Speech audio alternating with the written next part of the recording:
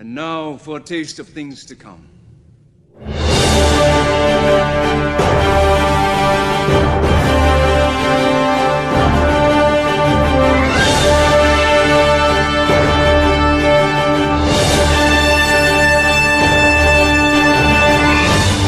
And now for a taste of things to come.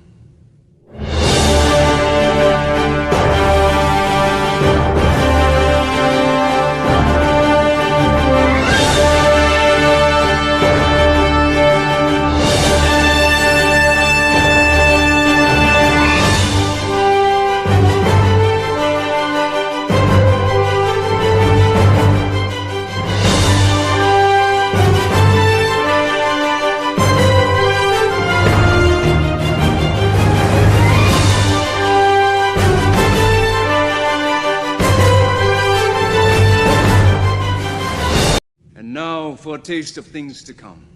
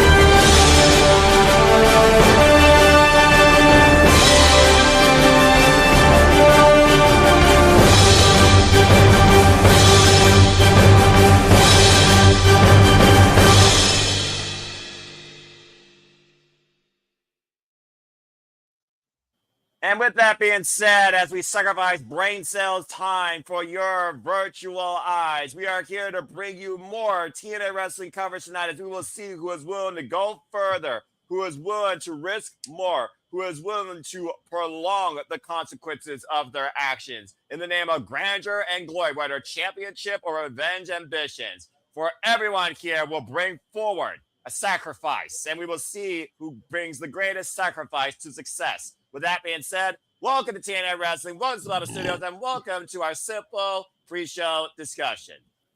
Hello, everybody, and welcome back here once again to the Simply Reliable Studios, and thank you all for tuning in. Please like, subscribe, comment, and tell a friend. If you want to dictate the conversation, super chat or PayPal of passions, as simple as that. There's currently an SRS pledge drive going on right now, so if you, of course, can donate, please donate directly to the PayPal link that will be, of course, scrolling across the ticker in and out, and that we'll be talking further about it. There you see it right there. Follow the link right there. Support the Regular Wrestling, JJ Williams, Kazarian Studios.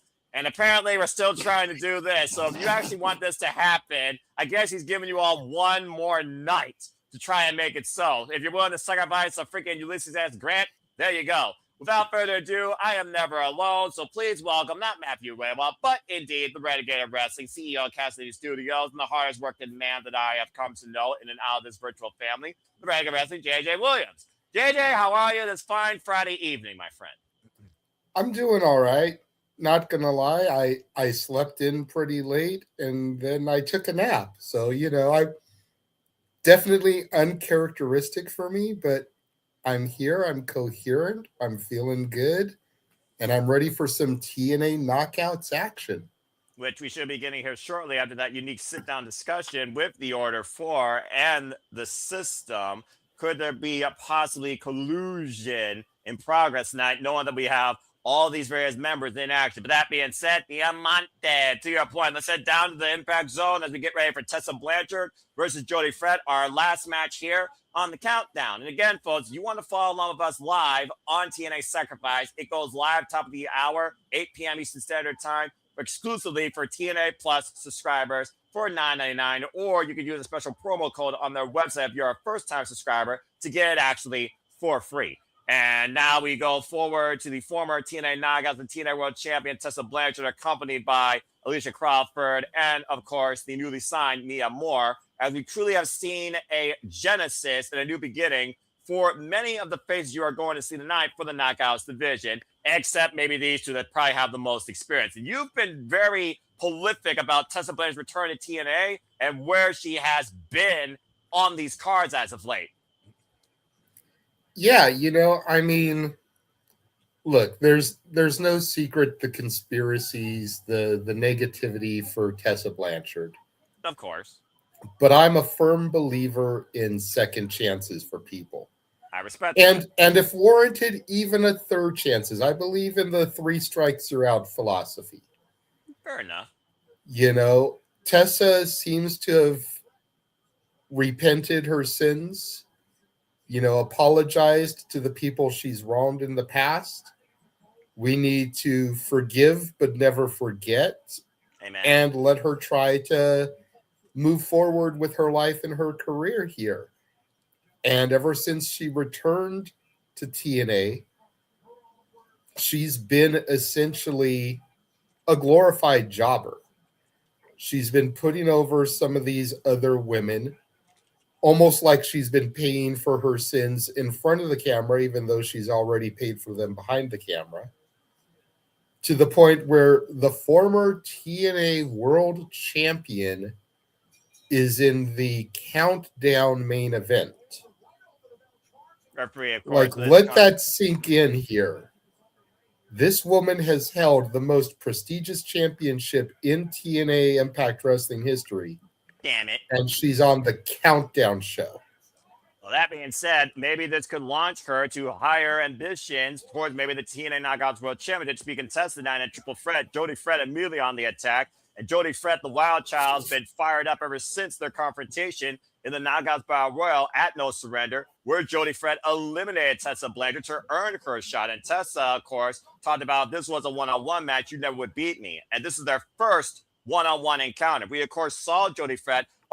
Previously challenged her on our Grace. There's the cover. The leg hook gets a 2 count. Unfortunately, a losing effort as she fell to the Cobra, and Tessa Blanchard has been instigating her on how weak she is and that she is not the knockout that the TNA knockout division needs and will never be Tessa Blanchard. Point of the knee at the top of the head and a freaking chop block by Tessa Blanchard. And to your point, Tessa Blanchard, who came in the TNA last year at Genesis, who beat the juggernaut Jordan Grace, cover up the far leg on 1 count, and has already had big losses on these grander stages, including against Eddie Hartwell last year, who's going to become the knockout this year. Oh, jeez, and playing the foot in the middle of the ring. And you got to figure whoever wins this match is going to be positioned for a title opportunity in the not-so-distant future. Again, Tessa, former Knockouts champion, former TNA World Champion. Jody Threat still looking to make some moves here, but if we get our way in the Knockouts title match and her old Spitfire crony becomes champion, you got to figure a Jody Threat victory will put her in line to take on her former teammate of Dani Luna. Oh, man, a vicious stomp to that already worked over left leg. As you see, Tessa Blanchard obviously has picked a very vulnerable target. And also, speaking of both these women, they've kind of been mentors in their own way, as you see. Mia Moore, who just signed to TNA this year, and, of course, newly signed knockouts in Jody Fred's corner. Myla Grace and Harley Hudson came in as a tag team as I talk about the fresh crop of talent here in TNA wrestling. As TNA now is trying to create, of course, the future, as TNA has always been that I would say beacon of hope and resurgence for anyone in the wrestling business. And we'll see what happens later tonight when, of course, Sade takes on Elayna Black one-on-one, those qualification. And we have Trey Miguel teaming up with the Spark Jada Stone taking on Tashs, Steelz, Mustafa Ali in mixed tag team action. And as you pointed out, the TNA Knockouts World Championship will be on the line as Honor Grace defends against not only Dani Luna, but Lei Ling Lee. The original one-on-one match that was supposed to happen but didn't due to visa issues. Apparently, get to the midsection, Jody Fresh trying him out a comeback here and a side kick to the head. Okay, I know this is going to be a little controversial and it might get you riled. That's not my intention. So please just let me get it out and work with me here. No, you're fine. Oh, Am I the only one that gets a Fatal Influence vibe from Tessa's little stable here? Tessa being the JC Jane of the group, the champion, the figurehead, the person out front. Alicia Crawford being the Fallon Henley role, kind of the more established veteran of the team, playing second fiddle to the leader. And Mila Moore kind of has the Jasmine Nix vibe to her. I know Jasmine has now left WWE and been replaced, but still, like, her whole look and aura gives me a Jasmine Nix vibe. I could probably see that. Vicious Cobra out of the corner, covered now by Tessa Blanchard, and Jody Frank gets the shoulder up it too. And the one thing I will say that's different between NXT Women's Champion, of course, Jessie Jane, who will either defend that title at NXT Stand Deliver against Lola Vice or Kendall Gray, two people she's already beaten, by the way, in singles action while defending the championship. Tessa Blanchard has a very short fuse, and that temper, I think, has gotten in the way of her success, where I almost feel like she needs this group for insurance. I'm not saying that she's needed for every one of her matches, but I do think if they were more involved in her matches, then maybe Tessa would have more success. I almost wonder if Tessa Blanchard is trying to find her own confidence back here and is trying to use Jody Fred as an expense towards that. Because Jody Fred has never been, as you said, to the top. Tessa was there. Jody Fred hobbling on one leg right now, trying to find a way to fight back in this, as I talked about, a bit of a mentorship vibe on both sides here in opposite corners. As we are 7 minutes and 48 seconds away from TNA Sacrifice going live across the airways as this arena continues to fill. Now looking for a suplex, stalling vertical position by Jody Fred. Can she hold her up on that bad left leg, though? Maintaining position, and down goes Tessa Blanchard hard. But again, the impact on Jody Fred's own leg, unable to capitalize. Yeah, it's definitely a mistake there, not being able to capitalize off of a maneuver of that magnitude. Someone not in this company who you got to figure is having eyes on this match right now is the CEO herself, Mercedes Moné, who will be defending her championship in Winnipeg against Jody Threat this coming Tuesday. Could she possibly look to target that leg that Tessa's working over? That's a very good point. Running sit-out Liger Bomb. High stack too, and Mila Moore gets Tessa Blanchard's finger on the bottom rope. So the match is going to continue, but clearly things are starting to heat up on the outside between the outside parties. And Alice Lane right now may want to eject these outside parties. Wait a minute. Behind the referee's back, Mila Moore with a shoe in the ring. Jody Fred turn around. Oh, man, crowd with a heel. Honestly, who uses a heel and Tessa Blanchard trying to take advantage? There's the underhook. Buzzsaw DDT. Hover. Hook above legs. Tessa Blanchard with the win. Good.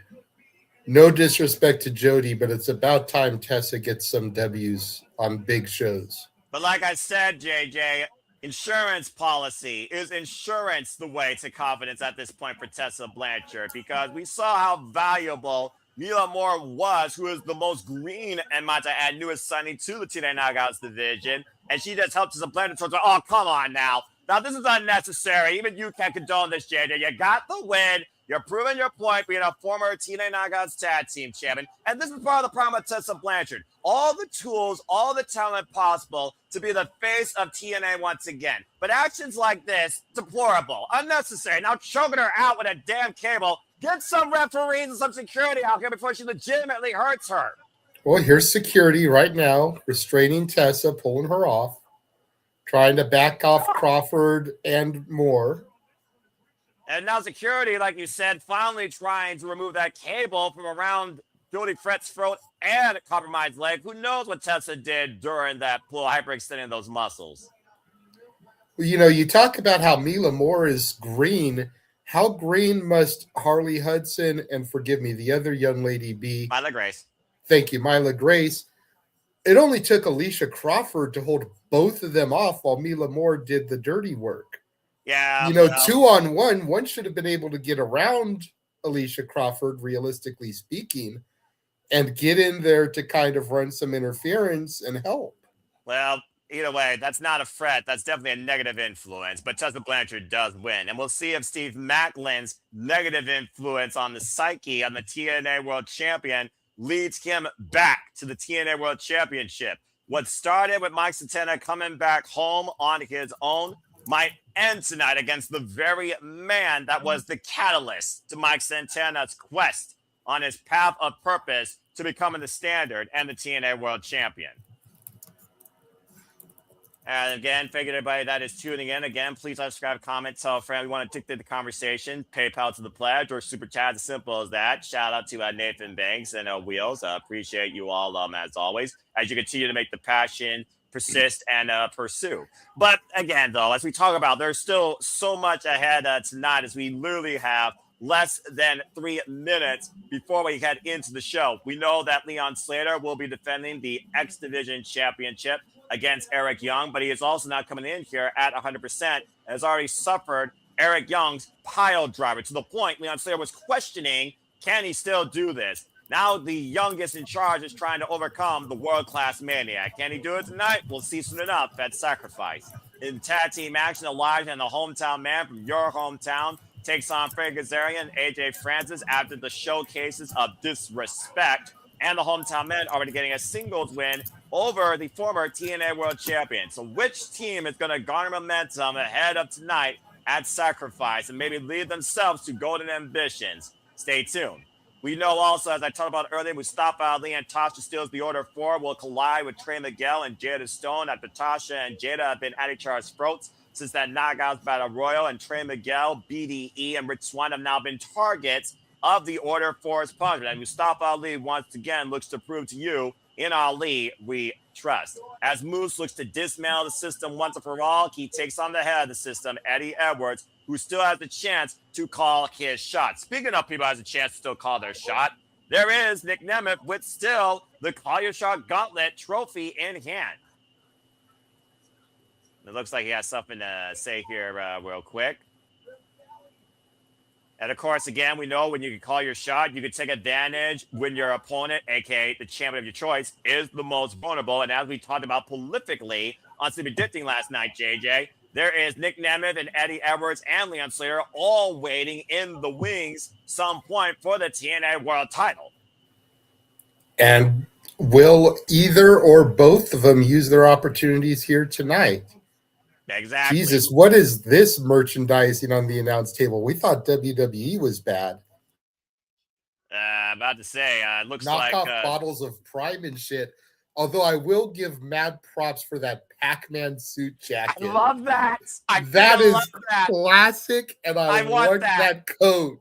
I want that. Matthew Waymont is so freaking brilliant. He had a lapel pin of WASD, and he has a Pac-Man coat tonight. That guy is freaking brilliant. All hail the drama king. And speaking of drama is going to ensue with the former Cora Jade going one-on-one with Mara Sade, who followed the bunny last night to who knows where. Did. And we'll see if that leads to a different place tonight. Unaware. But tonight is no disqualification in their second ever singles encounter. And of course, and I'm still wondering, is this TNA or is this my NXT? Cora Jade and Shakara Jackson. Like, what the hell? You tell me, brother. I have no answers for you. And I got no answers to this. Dig what I'm saying as Mr. Reliable Walter Cruz arrives right on time as Jeff Hardy and Vincent with Matt Hardy taken out. They will be taking on the System tonight. The System, who are number one contenders to the TNA World Tag Team Championships, but not this combination, though. But they are taking on Brian Myers and Cedric Alexander. And as I talked about earlier, the TNA Knockouts World Championship is on the line in triple threat action. Arianna Grace does not be involved in the decision,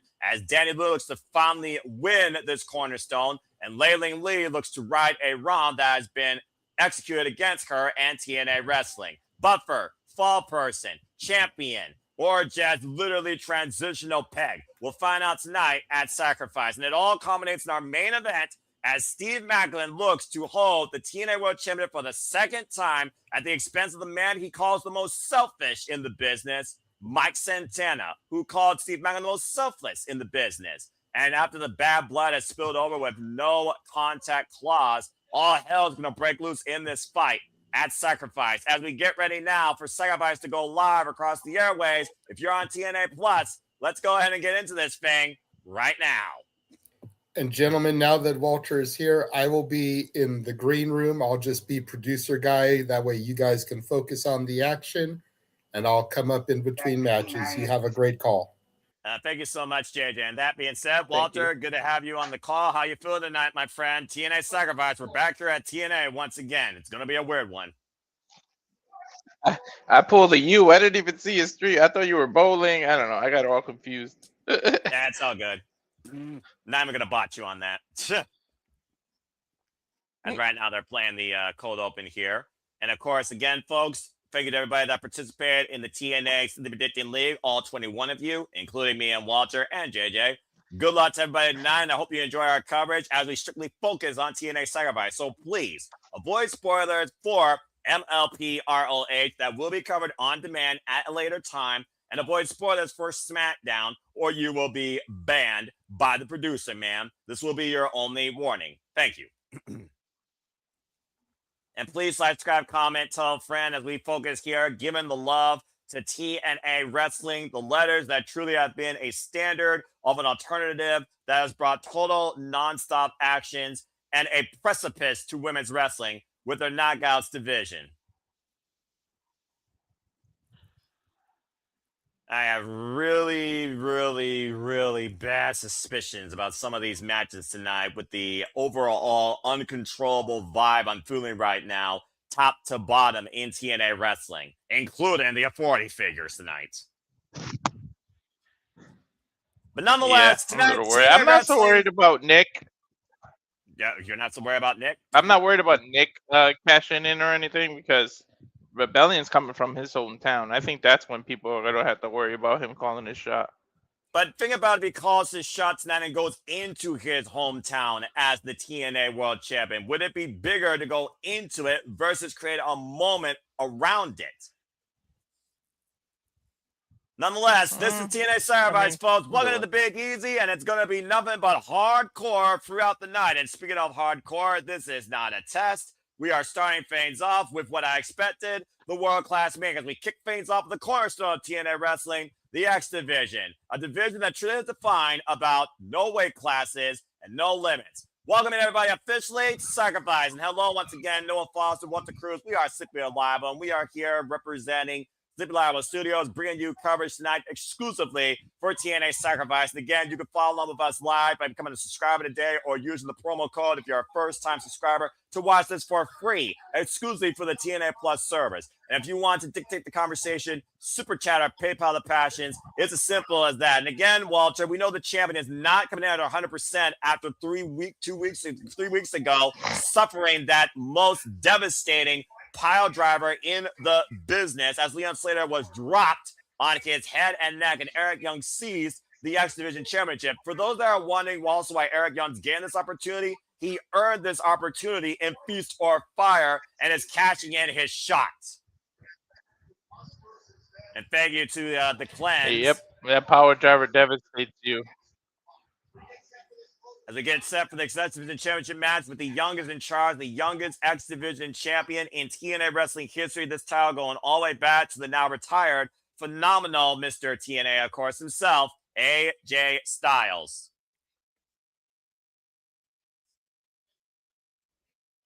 And here's the X Factors for you, folks. Slater suffered a devastating power drive as we talked out, but this is also Eric Young's title shot, courtesy of Feast or Fire. And here's the other kicker. Leon Slater has not been pinned one-on-one in TNA for the last 10 months. And, of course, his wins include the likes of Rich Swann, Myron Reed, and Nick Nemeth, all during his current run as the TNA X Division Champion since, oh, jeez. And Eric Young immediately on the attack, beating Moose last year at Slammiversary. And clearly Eric Young does not want Leon Slater to have a moment to soak in here tonight at Sacrifice. What would you expect anything less from the world-class maniac, folks? A guy that has lived or died 6 or 7 times over, but has literally been Grand Slam TNA, original member of Team Canada, once, of course, the leader of the Super Elite, the creator of Violent by Design. Wait a minute. That's not Leon Slater. Where? Who the hell is that? And where? Oh, man! That's been the champion flying over the rainbow to wiping out Eric Young. Getting one over Eric Young. Well, that's a hell of a way to make your first impact tonight. And again, folks, the match has not yet been officially started yet. The bell is not rung.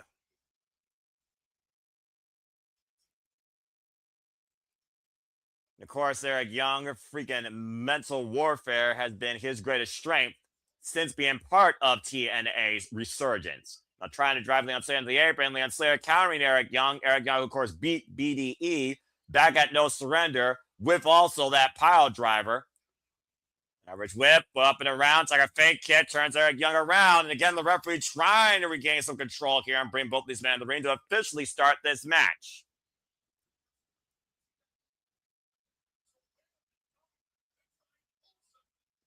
And shout out to the TNA correspondents, Mackenzie Mitchell, Tom Hennigan, Matthew Raywald, and of course, Mean J. Miller. The freaking opening match, and already we got Bedlam. Go figure. Leon Slater sliding in the ring, and the bell rings. Referee Dale Spencer. We are officially underway here. Of course, titles going to hands. We have pinfall submission inside the ring, and you can be part of the conversation using hashtag TNA Sacrifice. Sacrifice is going to be the word of the night in more ways than one. And Eric Young rolling away towards center, actually, now. And Leon Slater seeing Eric Young in the drop zone, but is he being lured for a trap? Leaving the Swanton bomb and connects. Counter hook the far leg to return. Kick at it, too, by Eric Young. Shout out to one of Leon Slater's mentors here, of course, in TNA Wrestling, as he, of course, heavily idolizes the Hardys. Pinpoint precision there with the upper shoulder blades contacting Eric Young's body. And right now, Leon Slater mounting Eric Young in the corner and teeing off against the former TNA World Champion, TNA Tag Team Champion, both men and women, unfortunately, folks. I gotta just say what it is. Former NXT Tag Team Champion, of course, former TNA Television Champion, if y'all remember that title. Up and over with the monkey flip goes Eric Young, and Global Champion. And the cover hook of the far leg of the side press gets a 2 count for Leon Slater. And of course, we talk about the X Division, the most prolific figures in X Division history, including but not limited to Frank Kazarian, Samoa Joe, Christopher Daniels, Phenomenal AJ Styles, Josh Alexander, Spiel My Billy Moose, Chris Sabin, cover by Leon Slater, gets a 2 count as Leon Slater follows that prestige and legacy of the cornerstone of TNA Wrestling. For those that don't know, Leon Slater, by the way, has been the X Division champion now for 251 days, and this marks his 10th defense tonight of the TNA X Division Championship. He's also defended the title outside TNA in both Wrestling Revolver and NXT. Oh, nice springboard back elbow strike. Sits in the cover, hook on the far leg, and gets a 2 count. And of course, Eric Young, no stranger to this championship. As I said, Grand Slam champion. He has held this title 2 previous times. Darren G, good to see you as well. And yeah, he's a maniac, and we all are heavily aware of that. And I do wonder if this is part of its cleanse. Talking about the cleanse is coming, that QR code that no longer exists. And shout out to, of course, Us vs. Them that has given Eric Young his new theme called the cleanse. And as part of its cleansing, not a purging, seizing the TNA X Division Championship. Oh, man. Collision by Leon Slater sends Eric Young down to the floor. And Slater right now has been pretty much in the driver's seat from the get-go. But this is far from over, in my opinion. We all know how dangerous Eric Young can be when you give him a moment. And the Irish whip on Leon Slater. Eric Young reverses on Leon Slater. Oh, man! Goes shoulder first into the steel ring steps. And just like that, Eric Young has found an opportunity to take back the advantage. And Eric Young right now, oh dear God, not here. Eric Young hooking up Leon Slater, possibly for that devastating pile driver on the steel ring steps. Leon Slater fighting for his life, slits up underneath, nice up kick. And Slater drops Eric Young. Right at the jawline, good grief. Chris Sabin, who of course held this X Division Championship for 11 times. And of course, Kazarian tied the highest record for the second most at 6. Or excuse me, 10. Chris Sabin had 10.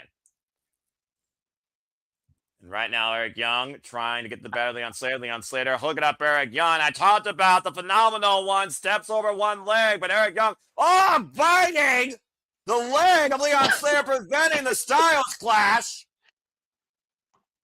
Yo, I don't think I've ever seen anyone use that to get out of the Styles Clash. And speaking of which, the Styles Clash connects. Are you freaking kidding me? The original taking advantage from the original himself, and the counter shoots the half and gets a 2 count. If that was the end of this matchup, can you imagine? Again, perfect Styles Clash you see here on the replay, Walter, but thankfully only gets 2.5. Yeah. Right now, Slater I'm still laughing about the Styles Clash reversal. I would have never thought to bite somebody's calf to come out of it. Yeah, right? Whatever works. Desperation. Desperate men do desperate things. And we know that Eric Young is desperate beyond all belief. And guillotine, but he only could hold that for 5 counts. He's perched up on the top rope in the corner, and Leon Slater right now in a vulnerable position on the apron. Gives new meaning to the phrase calf crusher. Accurate. What? Actually, I can't. He put himself out. I think he was trying to say calf crusher, but he took himself out. Yeah, it does. Yeah, and he's right. And right now, getting back to action here. Damn it, JJ. And again, I'm disappointed that Walter missed the opportunity at that pun. No, well, I know, I wasn't even thinking about that. Yeah, right now, your side mind here. Cazador. Oh, man! Freaking neckbreaker from the top rope of the Cazador. The cover by Eric Young and hits a 2 count. Devastating move. You got to think about it, too. That softens his neck up for the power driver. And we know that Leon Slater is still feeling the effects from that 2 weeks ago. Take a look at the replay here, Walter. He literally turned that attempted Cazador lift, wheelbarrow lift, what the hell you want to call it, into a neckbreaker on the way down. Yeah, it was like a wheelbarrow. I don't even know what the hell you would call it. Call it whatever you want. I call it effective. And that was slick. See, he's focusing on the neck. Soften it up for the power driver. Yeah, literally trying to rip the head off of Leon Slater with the neck crank and now driving his knuckles into the forehead. Irish whip on the world-class maniac. Hard Irish whip to Leon Slater in the opposite turnbuckles. Cover now, Eric Young sees the title, and Leon Slater gets the right show up at 2.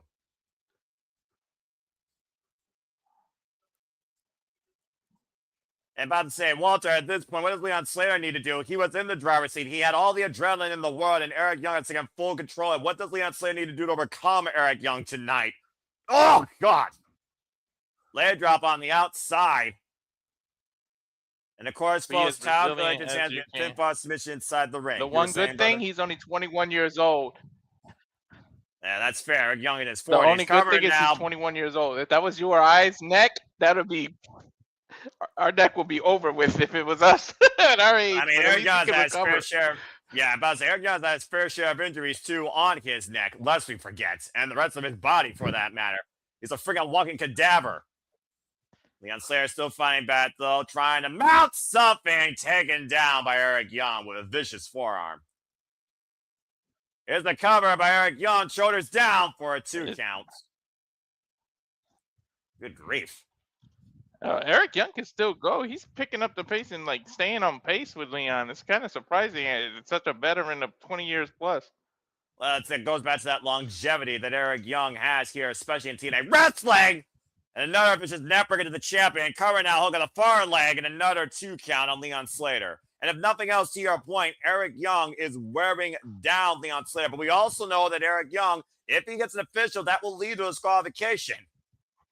And the champion will retain on a DQ. Yep. And now going back out to the eyes and tearing the vision. It'll lead to some fines if you touch a referee.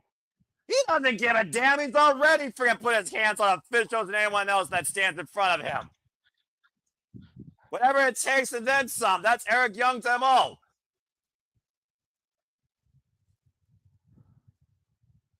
And of course, we're also under the pressure of this new era that still very much is in its genesis. Let's not forget, TNA moved to AMC back in January, and everyone's finding their place here in TNA wrestling. New and old.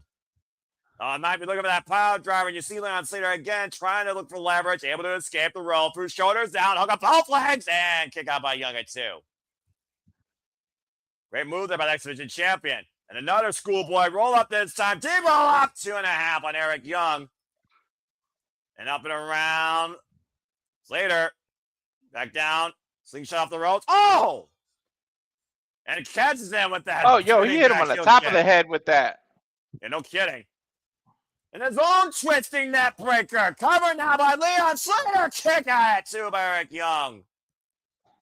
And you see Slater is really starting to feel the impact of this match. Grabbing and clutching his shoulder, Walter.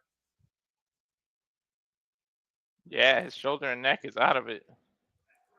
A beautiful twisting net breaker, though, by Leon Slater.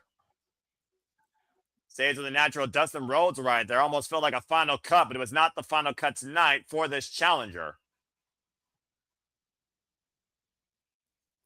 Eric Young, of course, who beat Brad Attitude and BDE so far this year in TNA, eats another big high kick by Leon Slater.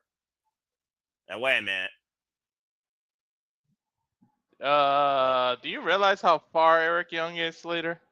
If your idol is Jeff Hardy, you don't give a damn about height or distance. Eric Young, though, wait a minute. Back up to his feet. Leon Slater able to skip the corner, and Eric Young sends Leon up and over. Wait a minute. Holds on to him up on the shoulders. Uh-oh. And Death Valley Driver. Center of the ring. Cover the far leg. Kick out 2 by Leon Slater again. Again, heavy impact on the neck and shoulder area. Take a look at the replay here, and to your point, he dropped him a hard, high end on the back of his head and neck. It was not flat on his back. Face first in the top turnbuckle goes Leon Slater, who slumps down in the corner.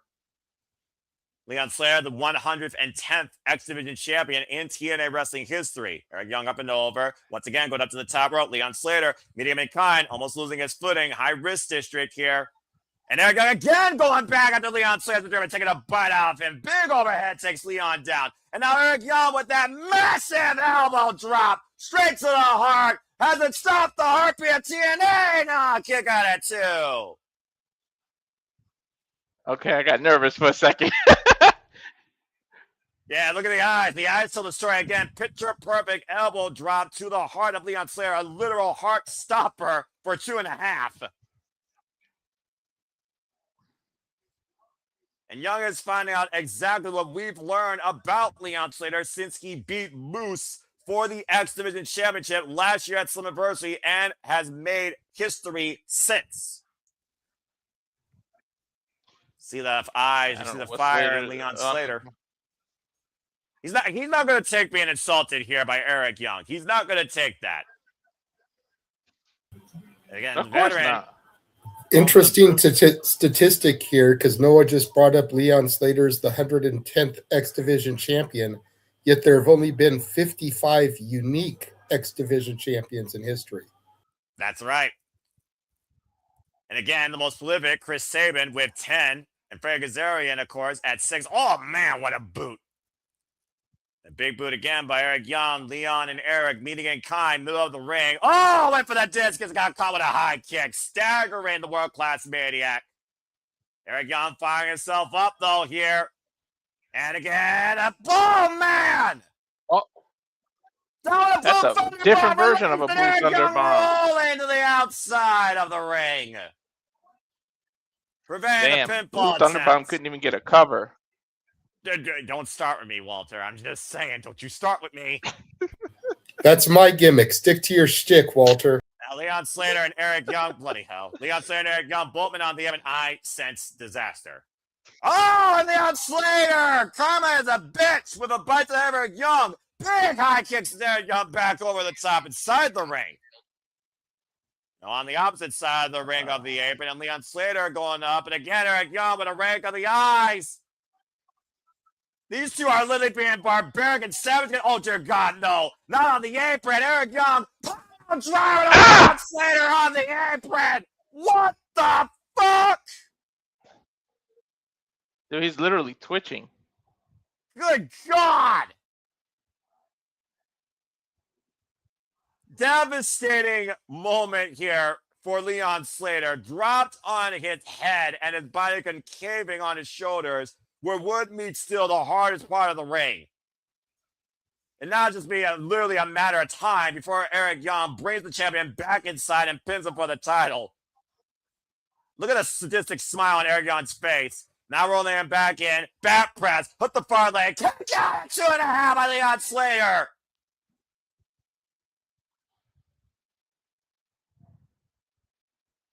The heart of this young man and the disbelief on Eric Young's face. And clearly, Leon Slater was ready to take that pile driver. He probably didn't expect to take on the apron, though, but he was ready to take it tonight. Now Eric Young looking for the ultimate Death Note. Pile driver at the top rope, back by drop to Eric Young. And Leon Slater perched on the second. Up and over, sunset flip, roll through, high stack. Now hooks Eric Young, steps over. Styles Clash! And he's not done yet. Uh-oh, that's going to set up the... Up top, to your point, Walter, the Swanton 450. 1, 2, Leon Slater has done it again. That gives me one prediction correct. And the Young is in charge, overcomes the world-class man tonight at Sacrifice, and is still reigning and defending TNA X Division champion. Every maniacal tactic that Eric Young could have brought forward physically and mentally, Leon Slater refused to be defeated by. As Carlos Silva literally puts the towel back around the youngest in charge's neck. An incredible match, though, and a hell of an effort by Eric Young, despite his absolutely despicable actions as of late. But then again, a champion is only as strong as the competition that is put in front of him. Hell of a win for Leon Slater. Now 11 defenses successful. Well done, Leon. Oof. I don't know. I really don't know who on the horizon take that title from him, to be honest. Yeah, let alone anyone in this world. I mean, again, you talked about Leon Slater. He's been in House of Glory against Amazing Red. He's been in NXT against alongside Jay Von Evans. He's been in the ring now with AJ Francis, Rich Swann, Eric Young, Cedric Alexander, Myron Reed. The list goes on and on for the youngest in charge, becoming arguably one of the most prolific X Division champions of recent memory. Whew. You can catch my breath after that. I'm sure the audience can catch their breath as well. Following that incredible match, and good to see Matt Helms, of course, as always. Appreciate it. I want to see you in that Pac-Man suit. Someone tag me and get see you that where I can Pac-Man find suit. that. I would wear it in a heartbeat. I'm a retro gamer. Namco, Atari, Konami, those are my passions. Speaking of gaming, you can stay tuned when Super Studios levels up with Super Reliable Gaming very soon in the near future, where we add credits towards what else we do and bring forward to you. Stay tuned for further details on that. Man, hell of a match, though. And again, Matthew Raywalt, best jacket I've ever seen. And the one-man gang in the house tonight at TNA Sacrifice. As we've seen, TNA as of late put a little bit of a nod to faces of the past, whether they've been from this hometown or been legacies towards TNA wrestling or WCW wrestling, including Buff Bagwell this past Thursday, which really threw me off guard. And speaking of hometown man, I'm sure everyone's looking forward to the hometown man taking out once again Frank Kazarian, as we have a large in the hometown man taking on AJ Francis and Frank Kazarian, of course, in tag team action still to come tonight. We, of course, run down the card one more time for you. Arianna Grace hopefully loses the TNA Knockouts World Championship to either Dani Luna or Lei Ling Lee. We have mixed tag warfare as we have Trey Miguel against Mustafa Ali and Jada Stone versus Tashs Steelz. And the order 4 will definitely be in Ali's corner. Can Moose shut down the system once and for all? Will Eddie Edwards prove that you still trust the system as they go one-on-one? We'll see who truly takes one step closer to becoming the knockout as Elayna Black goes one-on-one against Sade in a no disqualification match. And whether this is righteous or mischievous, Jeff Hardy and Vincent, since Matt Hardy is out currently, take on Brian Myers and Cedric Alexander of the system. And it all culminates tonight, of course, with Mike Santana defending the TNA World Championship against the newly reinstated Steve Maclin. And again, you can follow Sacrifice if we encourage you to take a chance on TNA. Use the code Sacrifice26 to get a free month of TNA Plus today. And you can watch Sacrifice along with us on the TNA Plus app. How many times can one be reborn? How can you have all 50 states be a hometown state for the hometown man? Like, what the hell? You know what? Don't ask me questions that I don't know. But why don't you talk to the realist Mike Santana now with me, Gia Miller? Ask him about that WASD lapel pin as well. That was freaking awesome. Anyway, Matthew Waywat, you're freaking awesome, dude.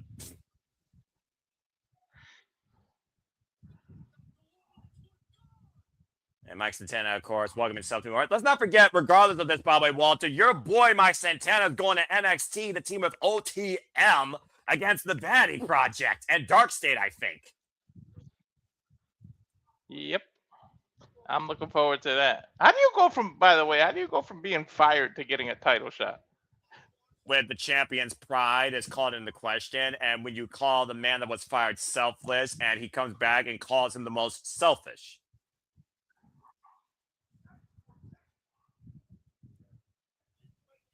This right here represents Sacrifice. The days and the weeks spent away from his baby. Birthdays, the holidays. I mean, yeah, again, when you literally sacrifice everything to be the face of a company or the standard of this business, that comes with a price. And we've all talked about the struggle, the story, the redemption, the addictions, the demons that Mike Santana has overcome that you heavily are aware of and have endorsed and followed this story through and through, Walter, as a father yourself. Hell yeah. This hits home, man. In more ways than one. Yeah, no one understands the magnitude of that.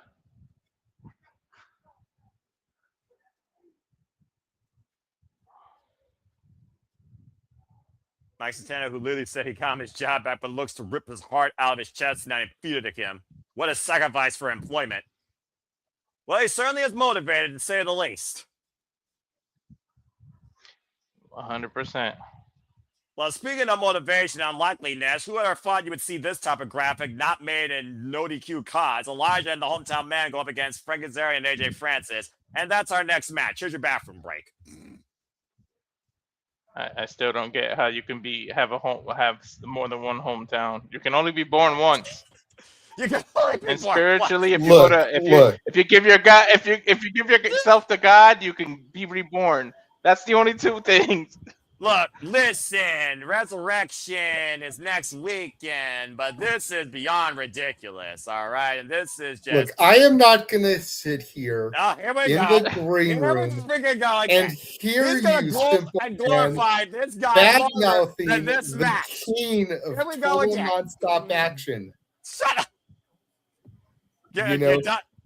For all of you out there that like me support the king of TNA. My gosh. Why me? For $50, Noah will get his comeuppance and have to sing Sweet Caroline in a white t-shirt. Just send the money to that PayPal. To be fair, and Noah will do it on the air. As a matter of fact, just to disgrace him even further, we'll make him do it during the Knockouts title match.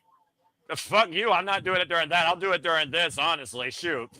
Well, the money hasn't come in yet, so you can't do it during this. But for $50, y'all, as part of our SRS pledge drive, Noah will sing Sweet Caroline, hush him up, show the respect to the king of TNA as the heavy metal rebel makes his way to the ring. Damn it. All right, now that you're done over-glorifying a man that has been dropped down in hierarchy from a king to a prince, it might as well be the court jester. Just notice whose channel is being shilled during this match, sir. He's not here, and I don't have to say his name because he won't appear. That being said, Kazarian has arrived in TNA tonight at the Big Easy. Former, as I said, 6-time X Division champion and former TNA World Champion, but has already been beaten one-on-one in singles action by the hometown man. And you want to put yourself in the best position possible when you've literally hit rock bottom. I don't think it comes more rock bottom than losing in the hometown of the hometown man. Fair and square. Let's see, of course, Kazarian has made no friends here in TNA, but anybody that could bring him money and profit and gold, he has no problem lying with. One of the biggest egomaniacs here in TNA wrestling and in this business. Oh, boy. As we officially walk with Elijah, Elias, Ezekiel, name here. This guy getting his own intro. Who's this Rony promoter cheaper than Jeff Jarrett giving Elijah this intro? Someone explain that to me.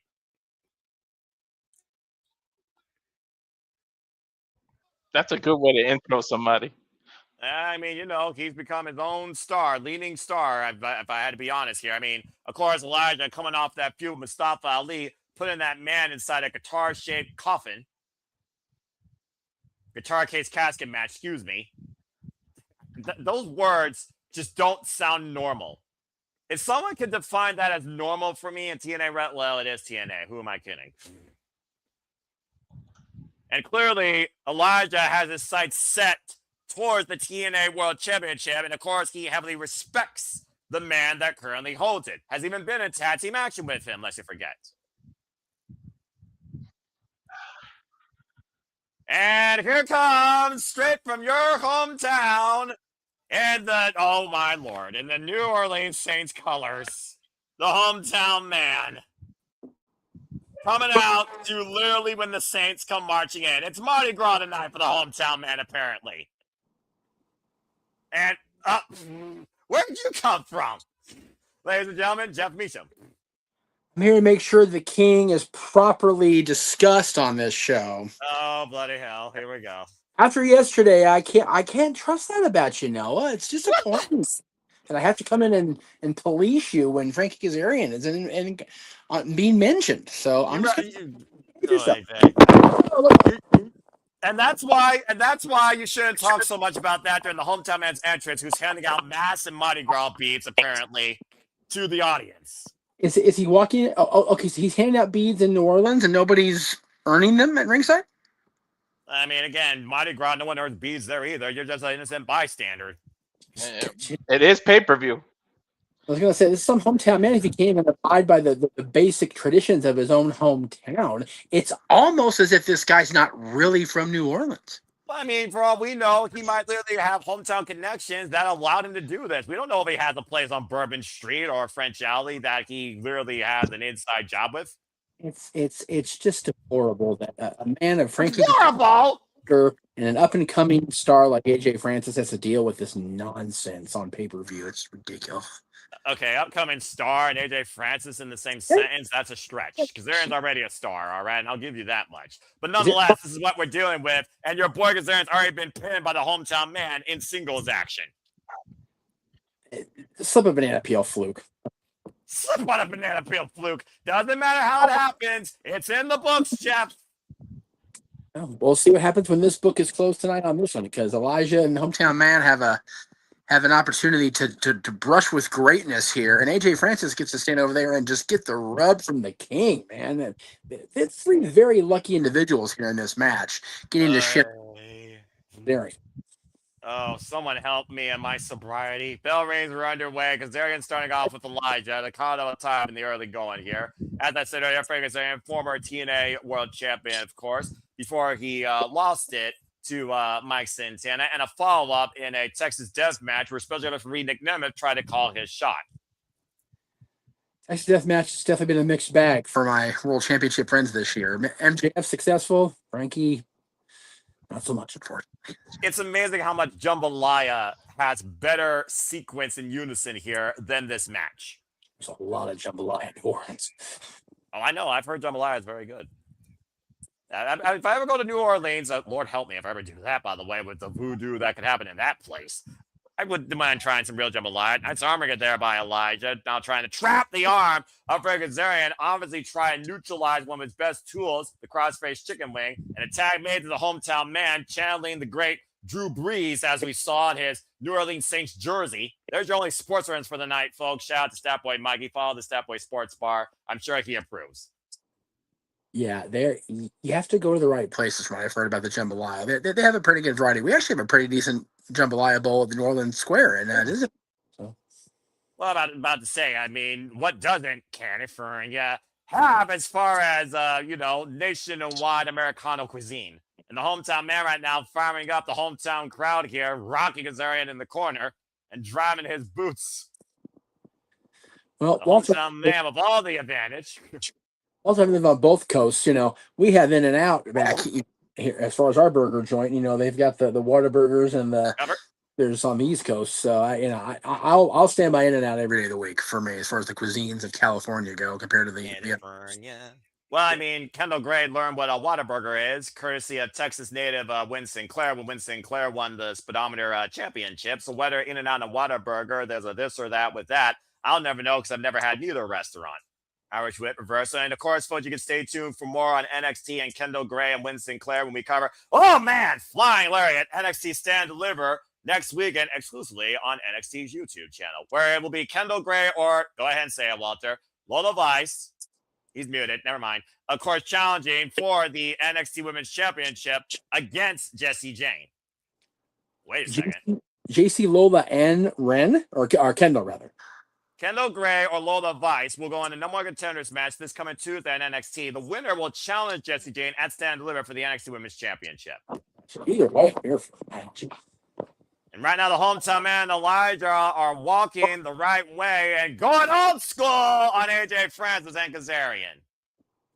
Right now, AJ and Kazarian in trouble here in this tag team match. AJ flopped up and over the top rope. Great double team here so far by these two. And the first time together as a tag team with a step-up dive by Elijah, wiping Kaz and AJ on the outside. Just can't keep it in the ring. Got to resort to going to the floor. Terrible. Who knew Cowboys could fly? Hey, Cowboys can hang too, can't they, Adam? Anyway, I thought you were talking about the Dallas Cowboys, but wait a minute. When was the last time they're at the Super Bowl? The only thing the Dallas Cowboys can hang with is the loser locker room these days. It's the last 30. And yet they're still probably the most expensive and not profitable franchise in the NFL. Just they're so bad. Oh, they're so bad. They got the cheerleaders. They got Mark Cuban's money backing them up. They got the biggest stadium. So, they got more than enough of insurance. Hometown man right now fired up here. Oh, and AJ picks the ankle. And Kazarian tried to take advantage off the second rope with the slingshot leg drop. Where did excuse me. Super chat come from? My goodness. Dude, I have no idea what you're talking about just looking at the monitor. And right now, Kazarian trying to take advantage of the hometown man. Surprised he hasn't gone after his mask, where many people have been under the conspiracy that this is the former fired Cody Deaner, who was fired in Canada. Oh, man, what an elbow. So yeah, if it is Cody, it just means that there's foreigners coming into America and kicking their gerbs. Like, what are we doing? Okay, let's not bring politics into here, especially with something that's used in a drink for pleasure that is now becoming a hateful term for something for control here in America. No, you know what? It's all good because Greg Cherry's at SmackDown wearing his politics as a work shirt, so we got it covered today. We got it covered. Fair enough. Fair enough. Hometown man squashed in the corner by AJ Francis. And right now, AJ Francis and Elijah trying to wheel the hometown man back into this match. And, oh, man! Driving knee straight to the side of the head as Flop Dog goes up and over. Wiping out Kazarian trying to take advantage of the cover. Gets a 2 count. Hometown man able to kick out of that offense. Not by much, though. Not by much. Well, I mean, again, you wear down your opponent, isolate and dominate. It's tag team wrestling 101. And again, for Kazarian, who's a former tag team specialist in his own right and tag team champion across multiple promotions, including Ring of Honor and, of course, former Bad Influence and SCU, he knows a thing or two about that. So we get a miss. Kazarian, the wham at the schoolboy, the Rollins way down. Got it, 2 count. Oh, spinning soul-out kick, rising knee strike. Oh, God! Combination offense with a short-range lariat. Kazarian needs to focus, though, on pinning the hometown man, not jaw-jacking his hometown. Attack made by AJ Francis. I'm about to say, I don't know if Kazarian, though, would be so humble to not want the glory of the pinfall, especially against the hometown man. Seemed like there was a moment there we may not have agreed with that decision. Jawbreaker there, AJ Francis, and the hometown man looking to make the tag to Elijah, who's reaching out just fingertips away. Before we walk this way with Elijah, can the hometown man break the grip? Oh, man, Randy Kazarian got the boot up, creates separation between AJ and Kaz, and got caught. Uh-oh. Going up. Oh, man. Looking for the down payment, and counter DDT. This fucking Francis. This is still the most random tag team I've ever seen in my life. On both sides, I completely agree about that, bruv. As that check bounced for AJ Francis so far. Tab made a Kaz. Tab made Elijah. Oh, no. And Elijah squared up against Frankie Kazarian. Irish whip reversal off the ropes. Of course, this bad blood goes all the way back to last year against all odds. Remember that tag match affair? Oh, yeah. Long year for Frankie. I know. And again, I appreciate your partially unbiased nature here, even though that is you're a boy, and right now being teed off like a punching bag in the corner by Elijah as we continue to walk this way, especially if you are Charles Schultz, who I'm sure is somewhere in the chat. Front face lock applied. Twisting net breaker. Here's a hook of the near leg, back press, and a 2 count on Kazarian. Oof. Need to find a rally. Back elbow strike applied, and then between the ropes. Swing and a miss, and oh, God, caught with that guillotine leg drop. Classic Kazarian there. I love when he does that. Very effective move. Slingshot, roll up, cover, 2 count. It's effective. Why not include it? And right now, Kazarian might be looking for that crossface chicken wing, but can he fully apply it? You see the grips are not fully cleansed. Elijah able to rip Kazarian off. Oh, it's a big right. Dropping into a knee. I'm going to take away from Elijah. Guy's a hell of a wrestler. The fact that he can pull off wrestling and that many personalities in his head is extraordinary. Right? Oh, man, what a mule kick. Kazarian pushing AJ Francis, who made the tag, sidestep, goes into the turnbuckles, not once, but twice. And Elijah taking advantage of AJ Francis here, and there's no way. There is no way. What the hell? Look at the strength of Elijah.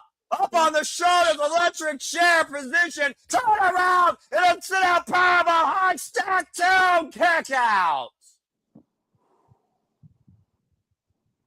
Wow. That was way too close. Did not like that. Cannot recommend. 0 out of 10. The strength, the balance, and the execution. Take a look at the replay here, guys. It's a messy landing. What a flop. Nearly put AJ Francis down for the 3 count.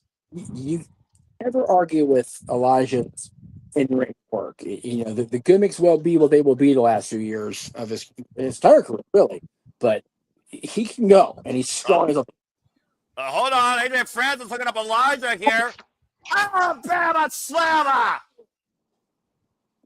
Great scouting by AJ Francis. With a little oomph in it. Right? And right now, spear by AJ Francis as a cover by the former NFL player. Deep hook and a 2 count. Cover quicker, Francis. Should we cater to the crowd and call it a Louisiana slammer? That's right. I think he doesn't care about Louisiana, even if they have the best double line. Wait a minute. What's he doing with that guitar? No. You can't use that. No, it's not no qualification match. There's some bad intentions on AJ Francis. They should have brought out a banjo just for Louisiana. Attack made to the hometown man as AJ Francis and Kazarian are arguing in the corner. AJ might want to turn around and a big cross body. Oh, God. And Elijah with a big forearm to Frank Kazarian, removing him from the equation. Now Elijah with the guitar, but again, if they use that, they'll be disqualified. Okay. I mean, I'm all about branding AJ Francis, but at the end of the day, go for the win here. Kazarian seizes the guitar, and by the way, Elijah is not legal. The hometown man is with AJ Francis. Kazarian seizing the guitar and smashing it against the steel ring steps. The day the music died, and the knee of Elijah into the steel ring steps now. And this might become a handicap. The hometown man dives the outside, caught by AJ Francis. Looking for a choke slam on the apron. I think Frankie just hit the wrong note. Moment to go. And right into the king, fades a black the cover. The away team wins tonight at Sacrifice. And the crowd goes mild. Even AJ Francis get a win when he teamed up with the King at TNA Wrestling. There you go, folks. Well, it's about the only time that you'll see that man profit. Nonetheless, Kazarian and AJ Francis will win tonight at Sacrifice at the expense of the hometown man. You'll love to see it. Love to see it. Hey, Walter. I saw on, as we're in between matches here, I saw an announcement today you reacted to, that JJ reacted to. You two are going to be there live when Shayna Baszler and Natty Neidhart throw down at Bloodsport. How awesome is that? Yeah, I'm so excited to see that. The last legit bitch of the WWE and Miss Josh Barnett's original star people herself, the owner of the home known as the Unroped Mat, known as Bloodsport. I cannot wait for that with the living legend, not Natalya. Natty, respect that bitch's name and that family's legacy. That's right. Natalya may have debuted in Bloodsport, but Natty is going to dominate in Bloodsport. And Shayna, I respect Shayna Baszler so much. I'm happy that she's involved. She's involved in it. It's just a shame she's got to go home with one arm and a sling. Coming out of Vegas, man. Traveling injured sucks. I feel bad for Shayna. The tail of the tip of that match is going to be so 50-50, Jeff. You should not count out Shayna Baszler when she knocks Monty Slamovic the F out. Let's not forget, it's not via submission that you win in Bloodsport. It's either tap out, KO, or TKO. And Walter, you know that more than anybody as the MMA expert. Yeah, I am. Hell yeah. I'm jealous that the two guys on the right of the screen here get to watch them live, but I am so looking forward to calling it with whoever ends up. Yeah, that's fair. And again, folks, that's in my mouth. I just like to around the house of mouse to come through. So anyway, I do bump off. I'm being judged over here in the corner of the door right here. My almost birthday. So I will come in and razz you a little bit about Frankie, as I do. Not tomorrow, but next week. I'll be in all the things. No DQ, Greg Cherry, shenanigans with Izzy. So there you go. That's your day with famous to say bye, guys. Bye, guys. And I think I'm going to my first TNA show in May. They come into Sacramento. I'm gonna have to go. See, Noah, watch what you say. You never know who may show up. You did that on purpose. I know you. You goddamn right I did. You fucker. Talking about, he's not here. You can say his name and he won't appear. Fucker. You made me bit my own words. You talk shit about Frankie and Jeff. And speaking of biting your own words, for $50, y'all, Noah will do Sweet Caroline in a white T-shirt. He put it out there yesterday during Simply Predicting, and God damn it, there was some interest, but it didn't come through. So we're hoping it'll come through here tonight.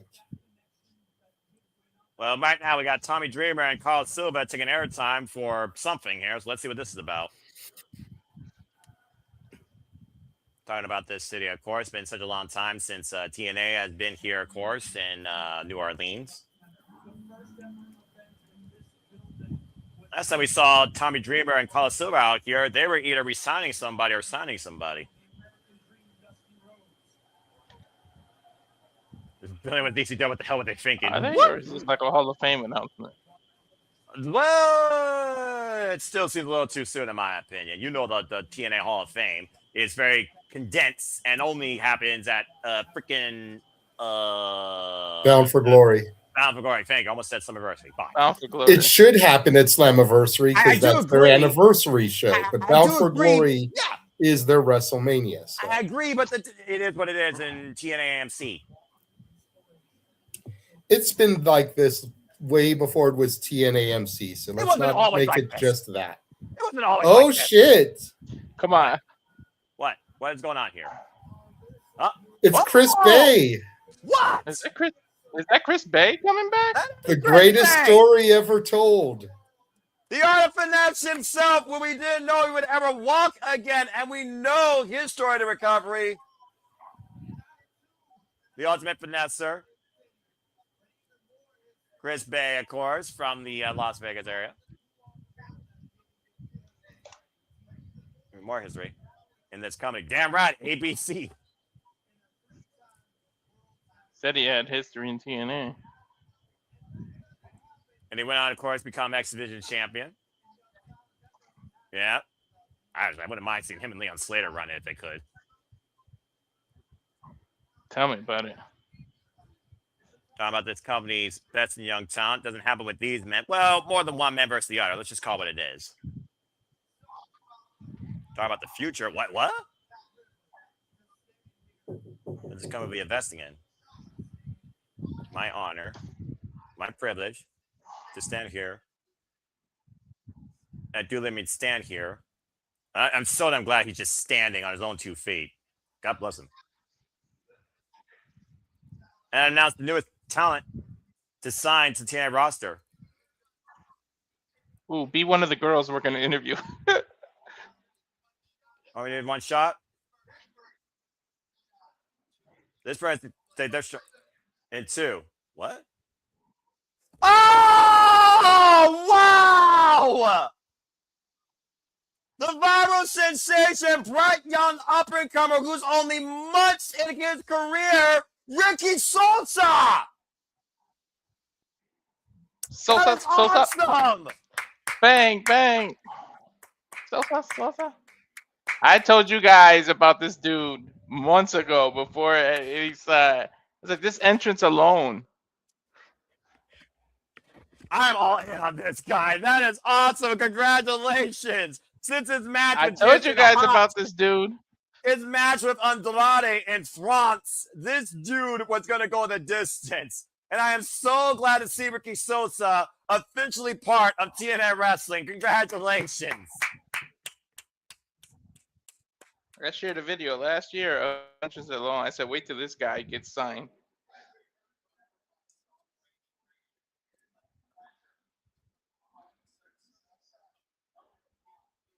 Over the pond, New Orleans. The Hey, debut dude, signing. he looks about 6'4". Yeah, right? Hell yeah. Congratulations, Ricky Sosa. Fuck yes. Yeah, someone told me after he had his TNA debut match on Explosion and follow-up TNA match on Thursday night, TNA Wrestling, he was not going to be too far away from a contract. And, of course, he will be involved in Las Vegas against Cashman for House of Glory. Yeah, boy. This moment he's been working for 5 damn years. Again, still so young. And that is the cultivation of TNA Wrestling, unlike some companies to Fed. So He's young. like 21, isn't he? He's the same age as Slater. He is, exactly. Crowd chant, you deserve it. And damn sure he earned it. I am so happy. They got another good, where's he from? The Netherlands? He's from, actually, Solette Nederland. But yes, that is correct. Brussels, actually.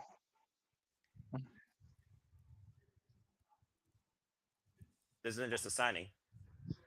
This is a chance to make history. Bang, bang. Sosa. Bang, bang. I wonder how Cactus Jack feels about that bang, bang part. Ask the French song musician that rapped it for him. in his family. Well, shoot, family Aw. owns family. Literally, is everything. I was thinking, believe 2004 was 22 years ago. What the? Merci beaucoup.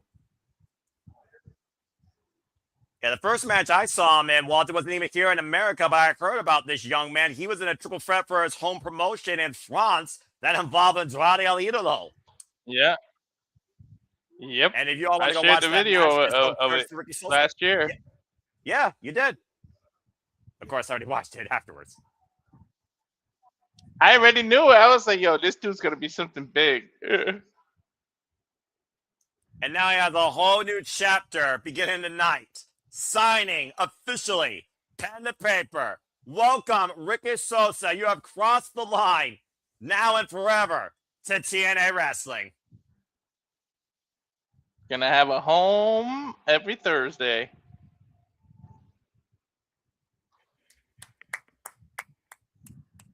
And what an endorsement by the Art of Finesse himself, Chris Bay. Bang, bang. Sosa. Sosa.